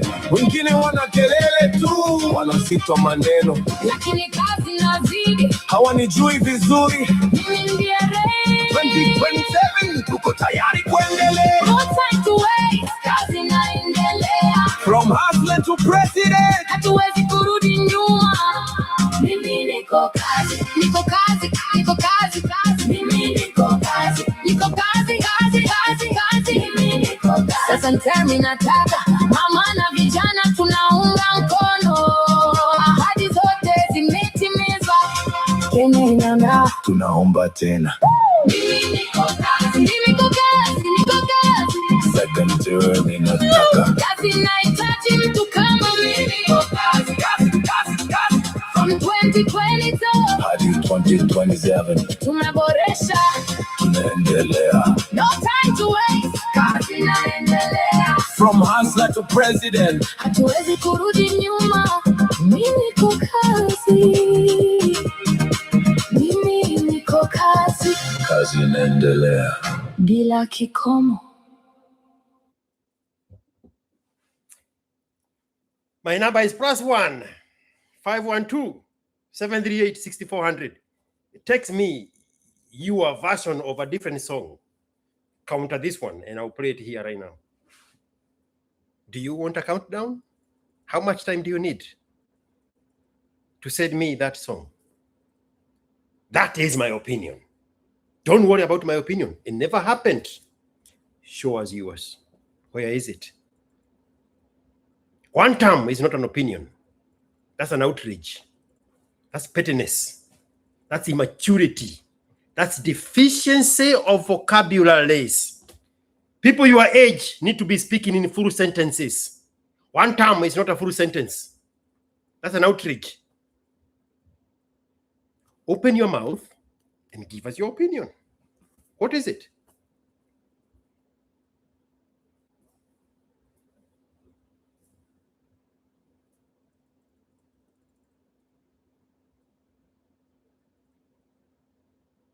Lakini mimi sio one term or two term. Mimi siko kadi. Mimi niko kazi.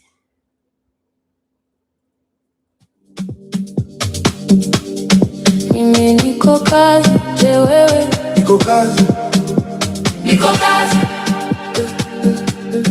Mimi niko kazi, je wewe? Sina wakati wa siasa.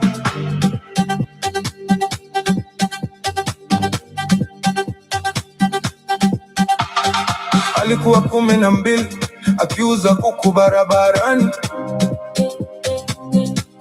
Kijana wa miaka 22 aliingia YK92. Alijenga maisha yake pole pole, hakukaa tu. Akawa MP mdogo kabisa Eldoret, akapanda mpaka rais. Sababu alikuwa kazi. Mimi niko kazi. Mwana wa Jaramogi alisoma USSR, akapata engineering. Aliingia kazi 1982, akataka kupindua serikali. Tangu wakati huo amekuwa kazi, akaopeleka watu wengine kazi yake. Lakini yeye mwenyewe alilipwa vizuri, akawa bilionea. Wakati alikufa aliachia familia mabilioni, watoto wake wanaelea. Lakini wale waliomfuata wanaweka sufuria kichwani, bado wanatafuta kazi. Mimi niko kazi. Tunawapa kura, tunawapa heshima, tunawaita waheshimiwa. Sisi tunabaki tukilialia, wao wanakuwa mabwenyenye. Wakiingia bange tu, mara wanapewa mkopo wa gari, mkopo wa nyumba. Hawalipi, yote ni zawadi ya serikali. Baba yangu aliniambia, mwanangu, ukienda mjini, jenga maisha yako. Usipagawe na siasa, usiache kazi yako kwa mikutano. Kama utajenga barabara yako, utajenga mustakabali wako. Sababu wewe uko kazi. Mimi siko kadi.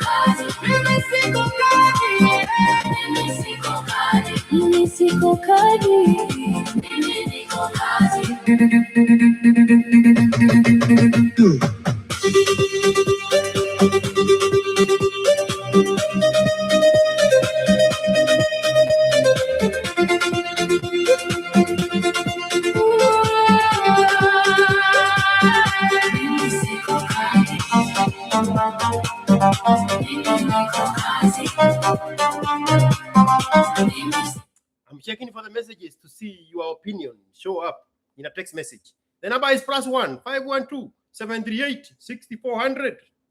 Where is your opinion?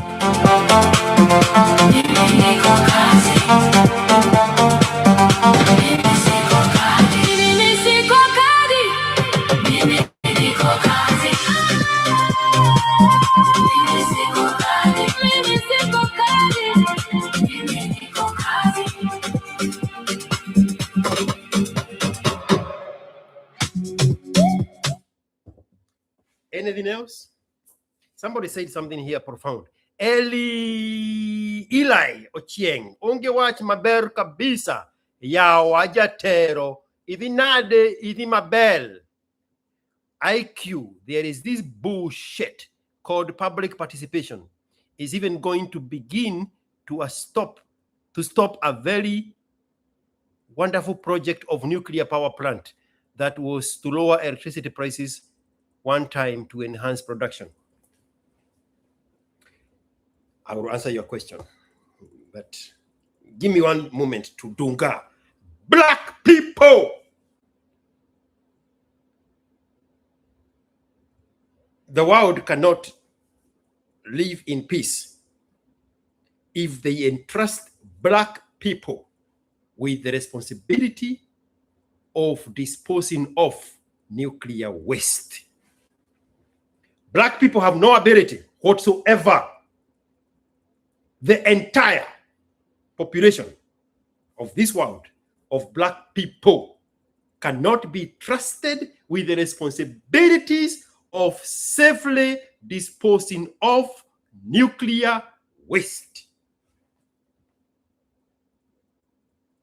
The Nuclear Proliferation Body cannot allow that. That project that you are referring to has been in place since Kibaki was president for the first time.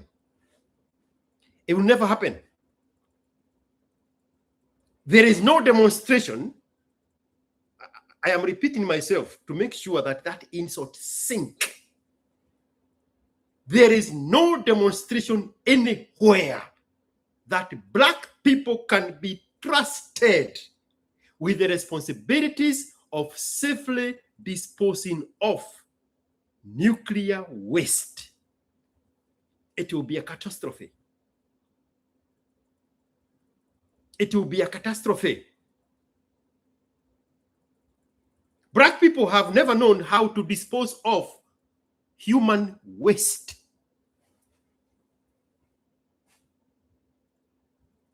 Hiyo insult haijafika. Black people have never been able to manage the responsibilities of disposing of human waste. Mavi, sewage. I mean, you people, when is this place on the corridor that you have apportioned a time where we can speak freely?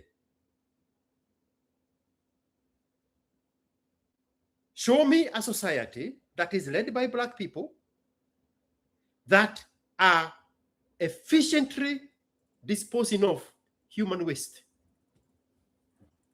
I will wait.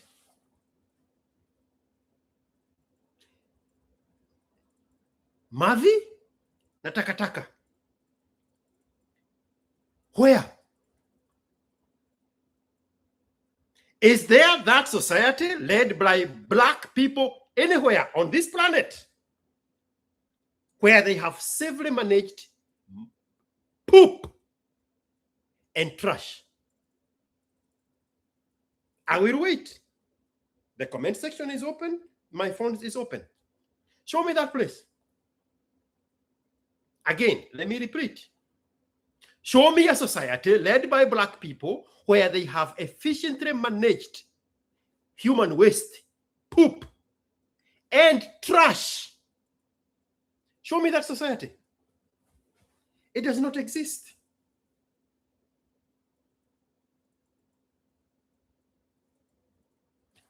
The Nuclear Purification Body knows that.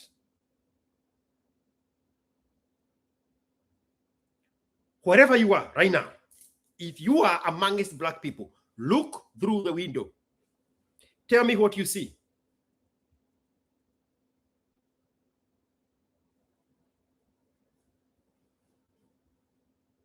You think the world can allow Black people to dispose of nuclear waste the way you dispose of human waste and trash? Look through the window right now. That trash you see through the window, what if it was a byproduct of a nuclear power plant?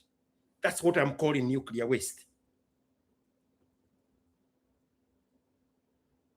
Show me how you would dispose of nuclear byproduct in a nuclear facility, nuclear energy facility, by showing me how you dispose of poop and trash. You cannot. So this is a pipe dream. It will never happen. It will never happen. It will never happen. They would have to bring France. They have tried in Kenya. They will have to bring the Chinese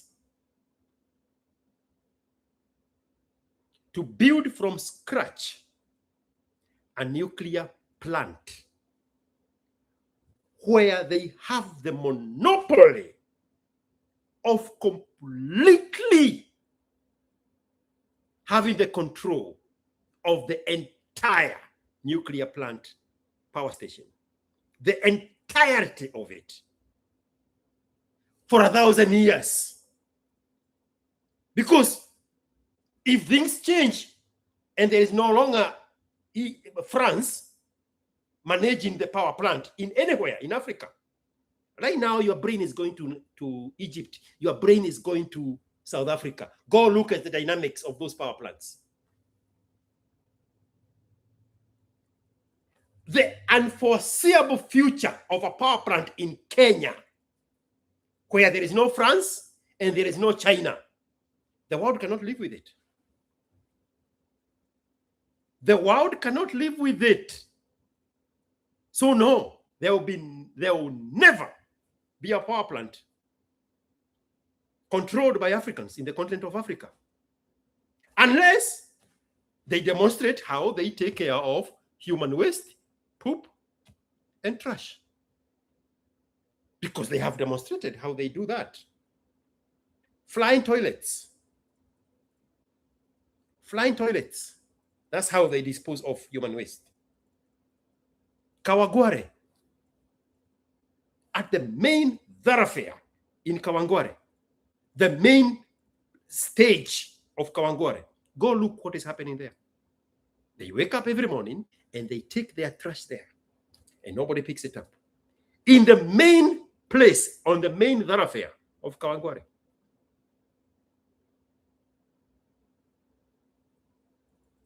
There is no guesswork when it comes to nuclear waste.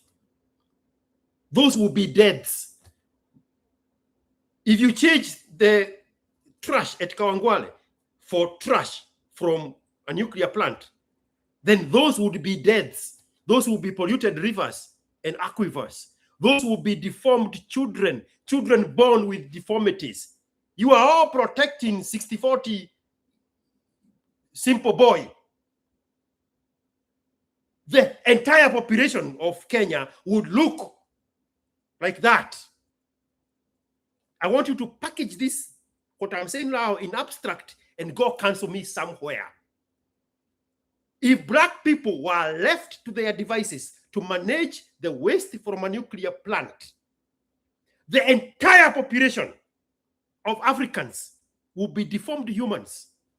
That's the effect of mismanaged nuclear plant from a power plant.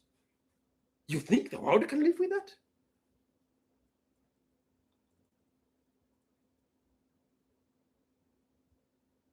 That thing near Cooperative University in Karen, that facility there, nuclear plant something facility, that's a cash cow. That thing will be there for 100 years. There will be no single power plant operating in Kenya. There is an institute of nuclear energy in Karen near Cooperative University. Cash cow. There is no positive direction moving towards a place where black people can be entrusted with the byproducts of a nuclear power plant. Until and unless they can manage human waste, poop, and trash. Do you see a time where that is possible? Because you cannot treat nuclear plant byproduct the same way you treat your trash, the same way you treat your poop. The ramifications of those are greater to the entire population of the planet. They cannot let it happen. But keep dreaming.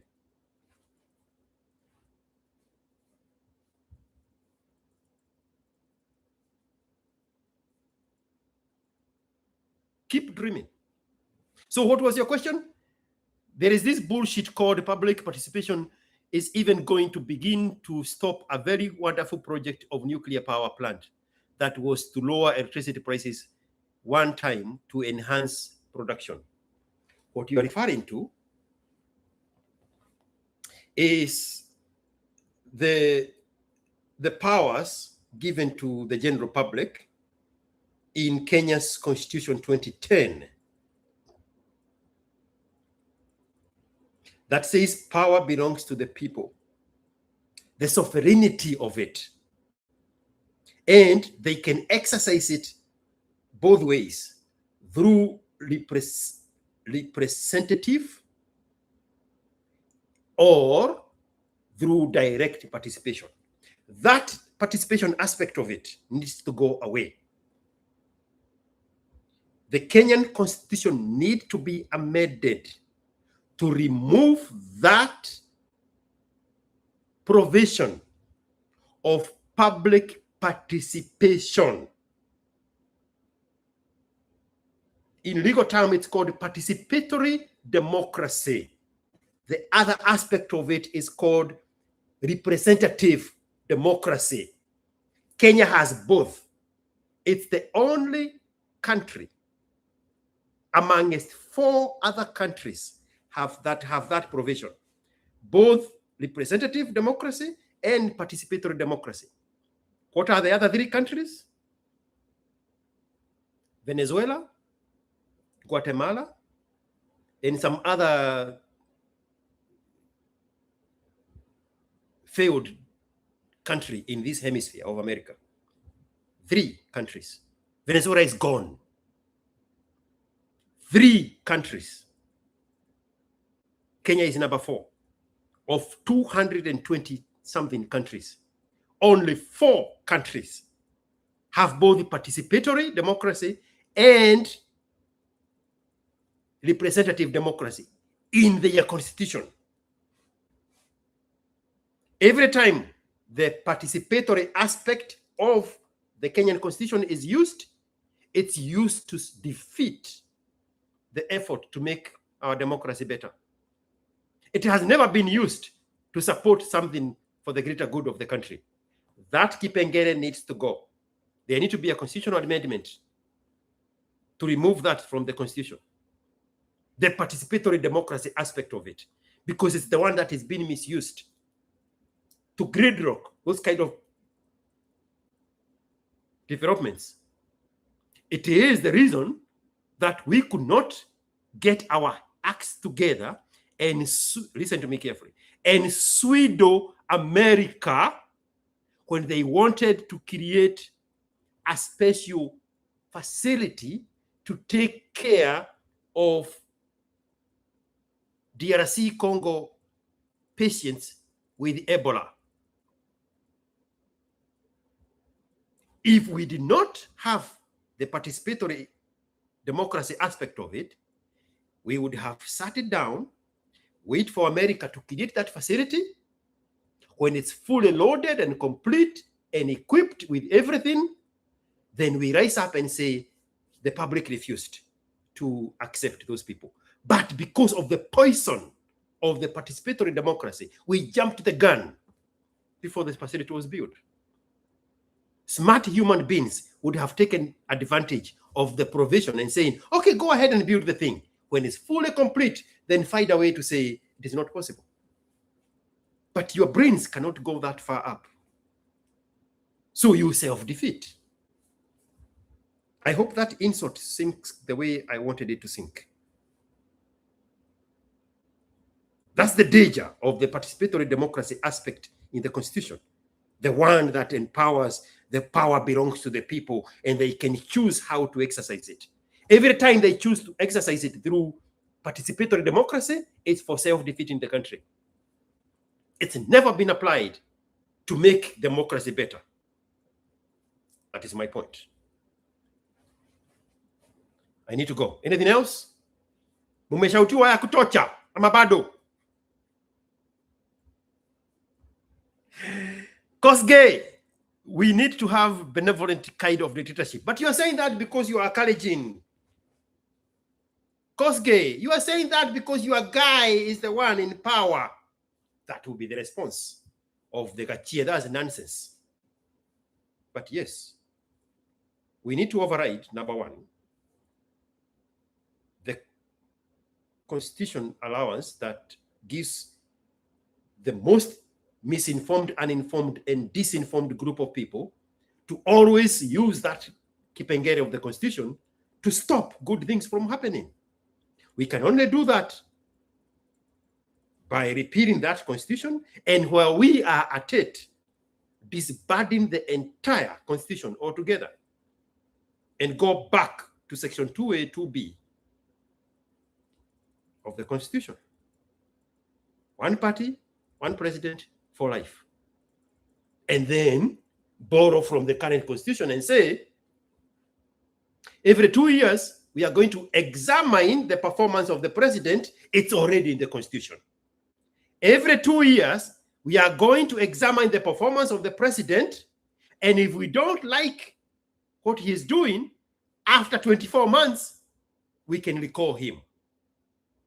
It's in the constitution, the one that you enjoy right now. So, president for life, on condition that you are still happy with what he is doing every 24 months. But you don't want that because you swallowed the American-themed, Western-themed democracies to fit in the African context. It does not. It will never. It will never. But you have no appetite for a conversation. You are too far gone. You don't actually have words to have a real conversation around that. Benevolent dictatorship, bad, and then you go away. One time. Brain cells this much.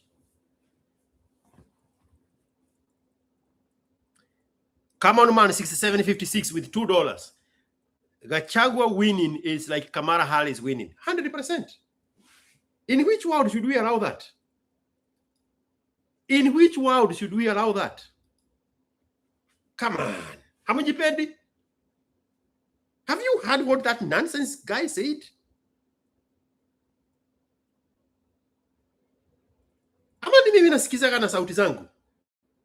This is what he said. This is the guy you want to be president. An uncircumcised, fatherless boy, Kikuyu boy, who thinks life is ruled by banter. Because that's what I'm hearing when I hear these words. All I can hear is an uncircumcised Kikuyu boy who thinks life is about banter and cheap insults. I'll find it.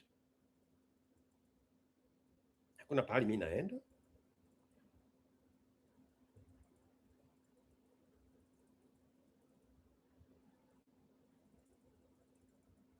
Where is that shit?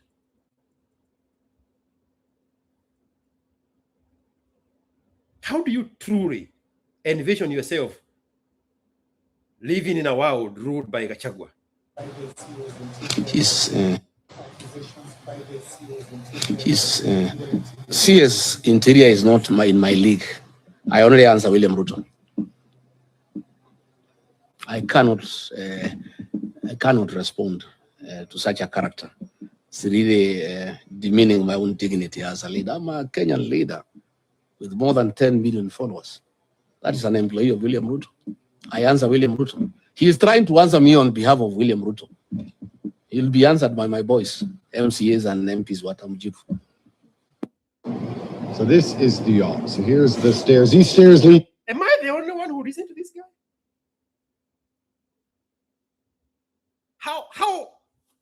How cooked is your brain to not listen to what this guy is saying?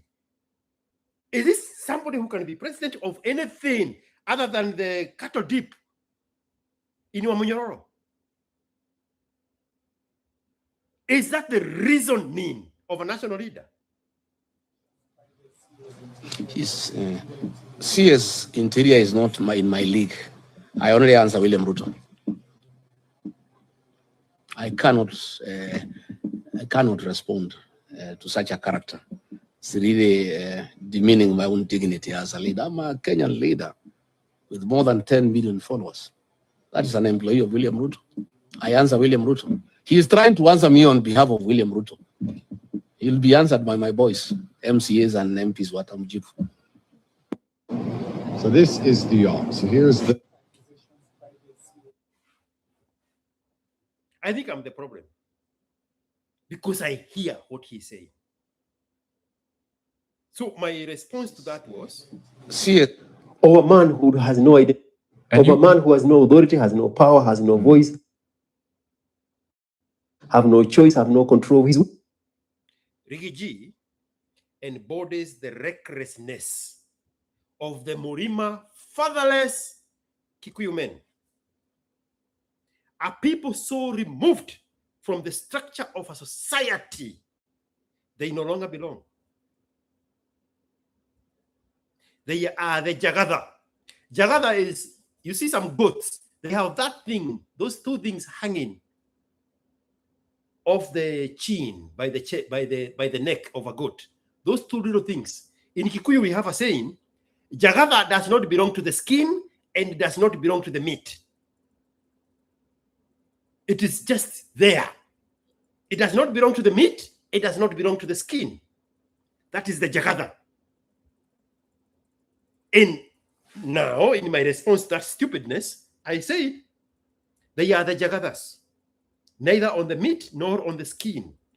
He knows their feminine energy feeds on the useless banter and petty insults. That is his constituency. But he's not a national leader. Banter, kuhoyoka, kujibizana na energy ya wanawake. If you put a female voice, it would make a lot of sense what he's saying, because that's a female energy. His job is to throw Ruto. That's it. You give him the presidency, he would not know what to do with it. How do we know that? They gave him the vice presidency. He didn't know what to do with it. He cannot think beyond Murima, that he's a kingpin. Ruto gave him the responsibilities to straighten up and streamline coffee and tea. True story. What did he do? He asked for a 10% of the proceeds of coffee and tea. Look it up on your own.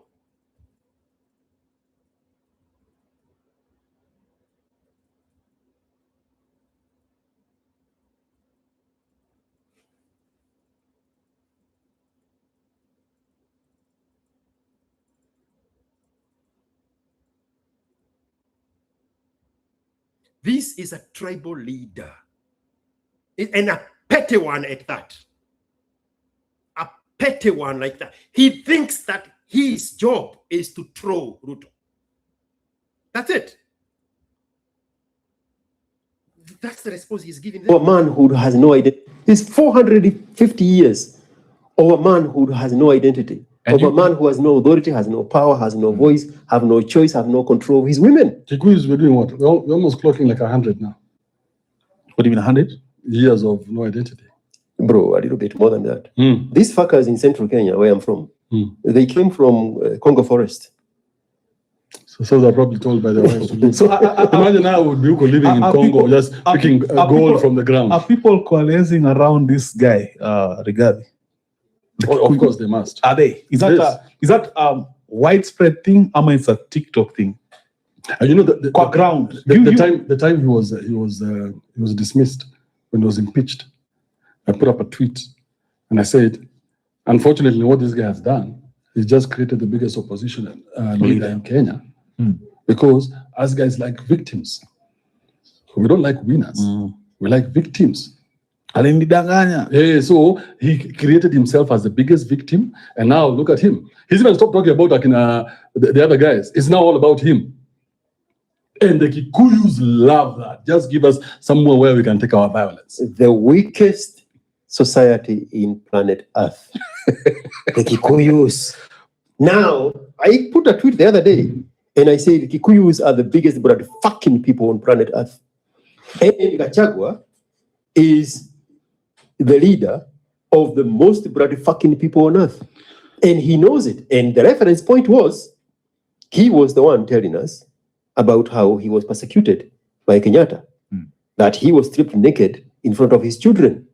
That Kenyatta took away 200 million and behind the central government. Wait, in a literal term, he was stripped naked or like No, he was stripped naked.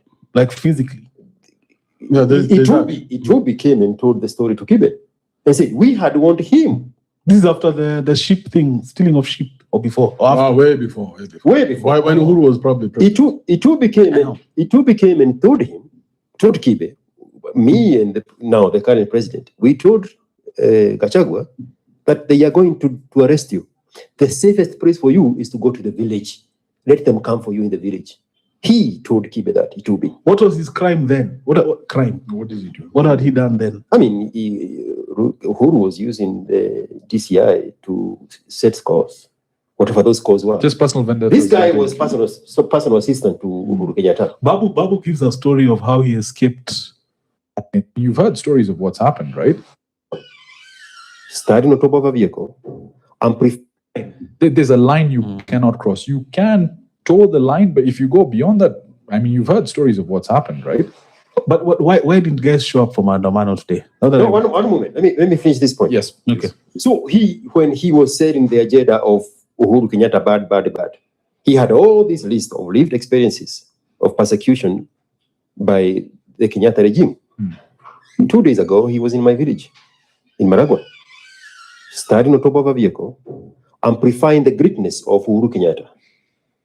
The greatest bloody fucking leader of the most bloody fucking group of people in Kenya. That's what I meant. Go watch that video. It's titled Rigathi Reviews Ruto, How Ruto Killed Raila. That's the title of the video. But in that video, he's in my little village, amplifying all the greatness of their brother and their son, and they have reconciled 2 days ago, and now they are helping to awaken the Jaluos. But is it culturally that? Yeah, bloody fucking. But what was the question? Culturally, is it that these guys don't andamana? Am I the only person who listens to what this guy says? I want to be convinced otherwise. I listen to what this guy says. I made another video and another quote, and I said, "Moichina kehe, akenaga kiarua." It's a Kikuyu saying that says, if you are in the company of an uncircumcised person, that person does not know how to keep secrets. They will always out you out. And you are only safe after that guy gets circumcised. Why did I say that? I'll tell you.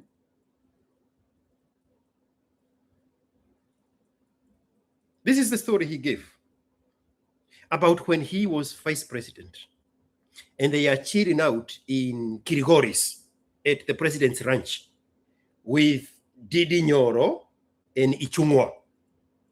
Remember, his job as a vice president, he takes an oath to protect the secrets of the state.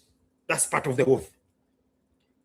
Now, when I say Moishina Kehe Akenaga Kiarua, if you are in the company of if literally it says, if you are stealing with an uncircumcised person, you are only at peace after they get circumcised, because circumcision makes you mature enough to know the things you should not tell people in public that happened in private. That's the context of the Kikuyu saying. A circumcised man knows the things not to say in public that happened in the company of men in private. This is what he said. Kwamba anaweza kuwa pani Ichung'wa na Ndindi Nyoro na mimi kiwa naibu wake, tulikuwa tunaelewana hapo mbeleni. Akatuweka kwa gari akatuzu. Aliambia mimi tulikuwa kwake shambani Kirigoris. Tulikuwa na Kibani Ichung'wa na Ndindi Nyoro na mimi kiwa naibu wake, tulikuwa tunaelewana hapo mbeleni. Akatuweka kwa gari akatuzungusha kwa shamba yake hapo Kirigoris, akitudanganya. Oh, sasa wewe Rigiji unajua utasereka, wacha nikutafutie shamba hapa ukuje ukue jirani, ndio tukistaafu tukue tunatembeleana. Hata hivi jana wewe tulitae na wewe ili tuachie hao vijana. So wewe Ichung'wa takutafutia eka 100, wewe Ndindi 100, wewe Rigiji 300, uweke manyumba hapa tukue majirani tukititaya. Uongo tu, wewe unamwangalia tu. Mimi nilikuwa ninamsoma haraka. Nikaona Ichung'wa anafurahi. Ndindi anafurahi. Na hapo ndiye alianza kudanganya hawa vijana wawili. That is where he started cheating them. That ya kwamba ataniambia mimi tujitae na yeye ati vijana wachukue. He started appetizing them, kuwaleta karibu ya kwamba anaweza kuwa somebody in Kenya. Sina muangalia tu. Sumezunguka kwa shamba, nimeambiwa wewe Rigiji takutafutia 300 pale hectares, wewe Nyoro. Okay. Tumeenda pale kwake, ameweka moto na mahindi tunachoma hapo. Sasa tukiwa hapo kwa moto, akasema hapo ndio mimi nilishangaa. That is where now I knew we are in trouble as a community. Akasema wewe Rigiji, wewe Nyoro, wewe Ichung'wa, listen here. If you ever became president, you don't allow a community to have numbers and also have wealth at the same time, because watakuangaisha. So if you are president na community ni kubwa, ni jukumu lako uhakikishe hawana mali. Wewe Rigiji unasikia? Mimi najua I'm shocked.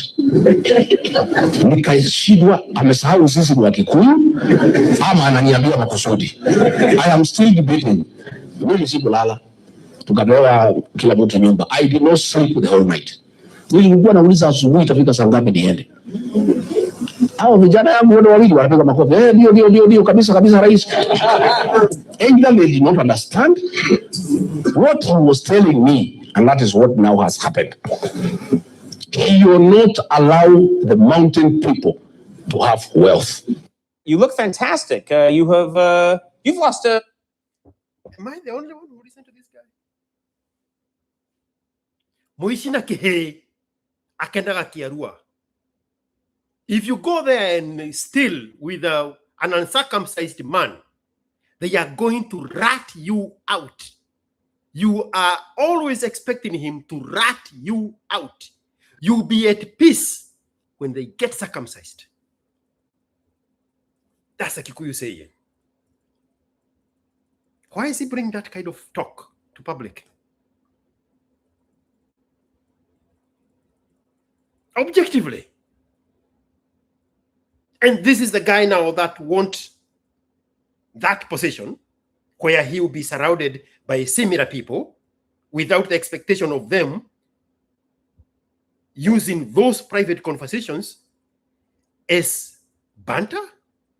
The energy of the fatherlessness of the immature, feminine energy Kikuyu boys. That's all I see. That's all I see. There's no national leader here. When he was vice president, he was telling us that Kikuyus are shareholders. Everything about him is back to the smallness of Kikuyudom. How is that a national leader?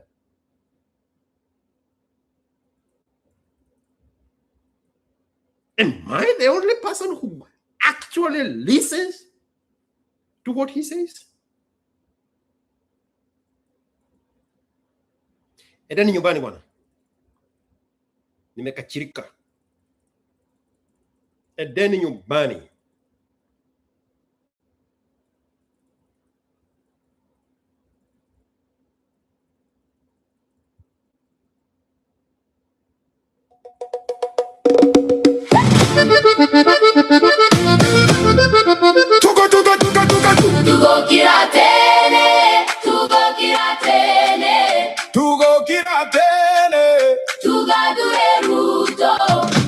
Thank you so much. Come on, man, 6756 for that support. Let me see. And Jose for the 200 shillings. Rewind that song to go Kera Tene. Gachagua winning is like Kamala Harris winning. Come on, man. Thank you for the subscribe. Thank you for the M-Pesas. Thank you, Trevor Noah. Keep winning. Thank you for the likes. Thank you for the shares. Thank you for the subscribe. Let's do this another time. Try to go back to the regular space. There you go. This is why now you understand why I made this song. Listen objectively to what I am saying in the song.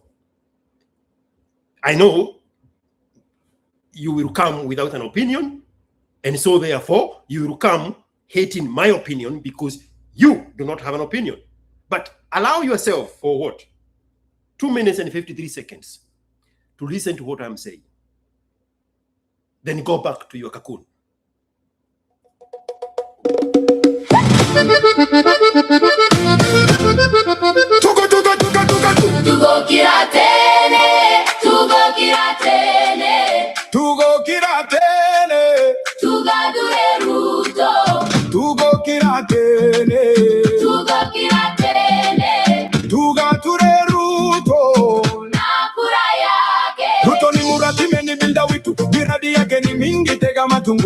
Housing, roads na kazi kwa vijana 2027 tukuamkie yetu. Gachagua ni mkabila hana msimamo. Juzi alikuwa anapiga Uhuru, sasa anapiga Ruto. Ruto alimpa kazi akashindwa na kazi, sasa anazunguka Murima akiada vijana. Anazunguka Murima kihada wa Kikuyu, akiwaambia wachuke kila mtu, wakichocha wa Kikuyu dhidi ya Wajaluo, dhidi ya Wakalenjin, dhidi ya Wakisi, dhidi ya Wasomali na jamii zote. Lakini hauganishi wa Kikuyu kwa maendeleo, hauganishi kwa kilimo, hauganishi wafaidike kwa serikali. This is the same guy who was telling other tribes that Kikuyus were shareholders, wakati yeye na selfishness yake alikuwa na blackmail the country. Huyu ni yule mwongo wa kawaida, hajabadilika. Ni yule mnafiki, baraduri, fedhuri na mkabila mkubwa. Mkabila huyu mkimsikiza mtatwa nyuma, wengine wakienda mbele. Kazi kwa vijana, pesa kwa wazee, ndio Ruto alisema, lakini yeye anazuia wazee wasipate pesa zao. Amepanga na mabwenyenye ugenini, anapata pesa zake, haitaji pesa za wazee. Ndio anaandaa wa Kikuyu kote. Senta Kenya Murima maendeleo ni mingi sana, barabara mahumau sasa inaenda haraka. Bei ya China kahawa sasa imepanda juu, makadamia na maziwa pesa zinaingia mifukoni. Maji yanatoka Gatanga yananywesha Nairobi yote. Sisi wa Kikuyu tunatoa maji, lakini bado tunapata kura. Ruto ametufanyia mengi, hatuwezi kumwacha. 2027 tuko pamoja, hatutageuka kamwe.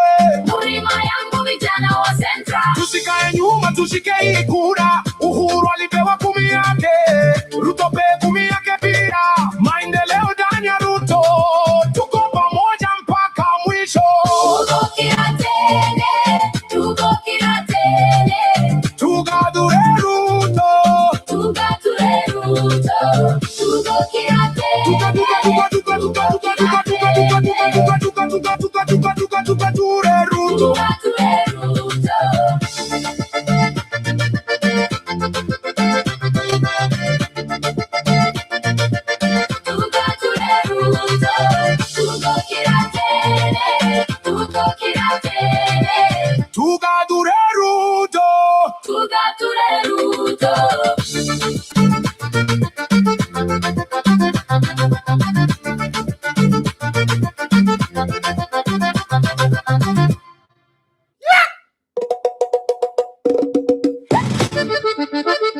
Thank you so much, everybody.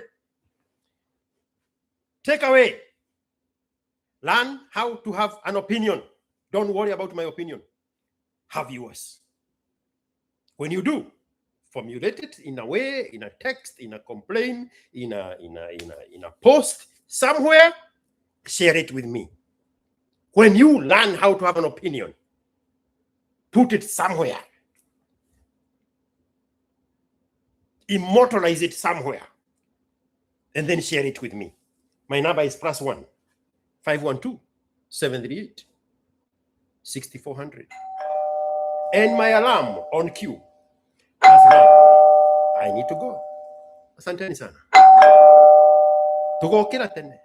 Tuka dure.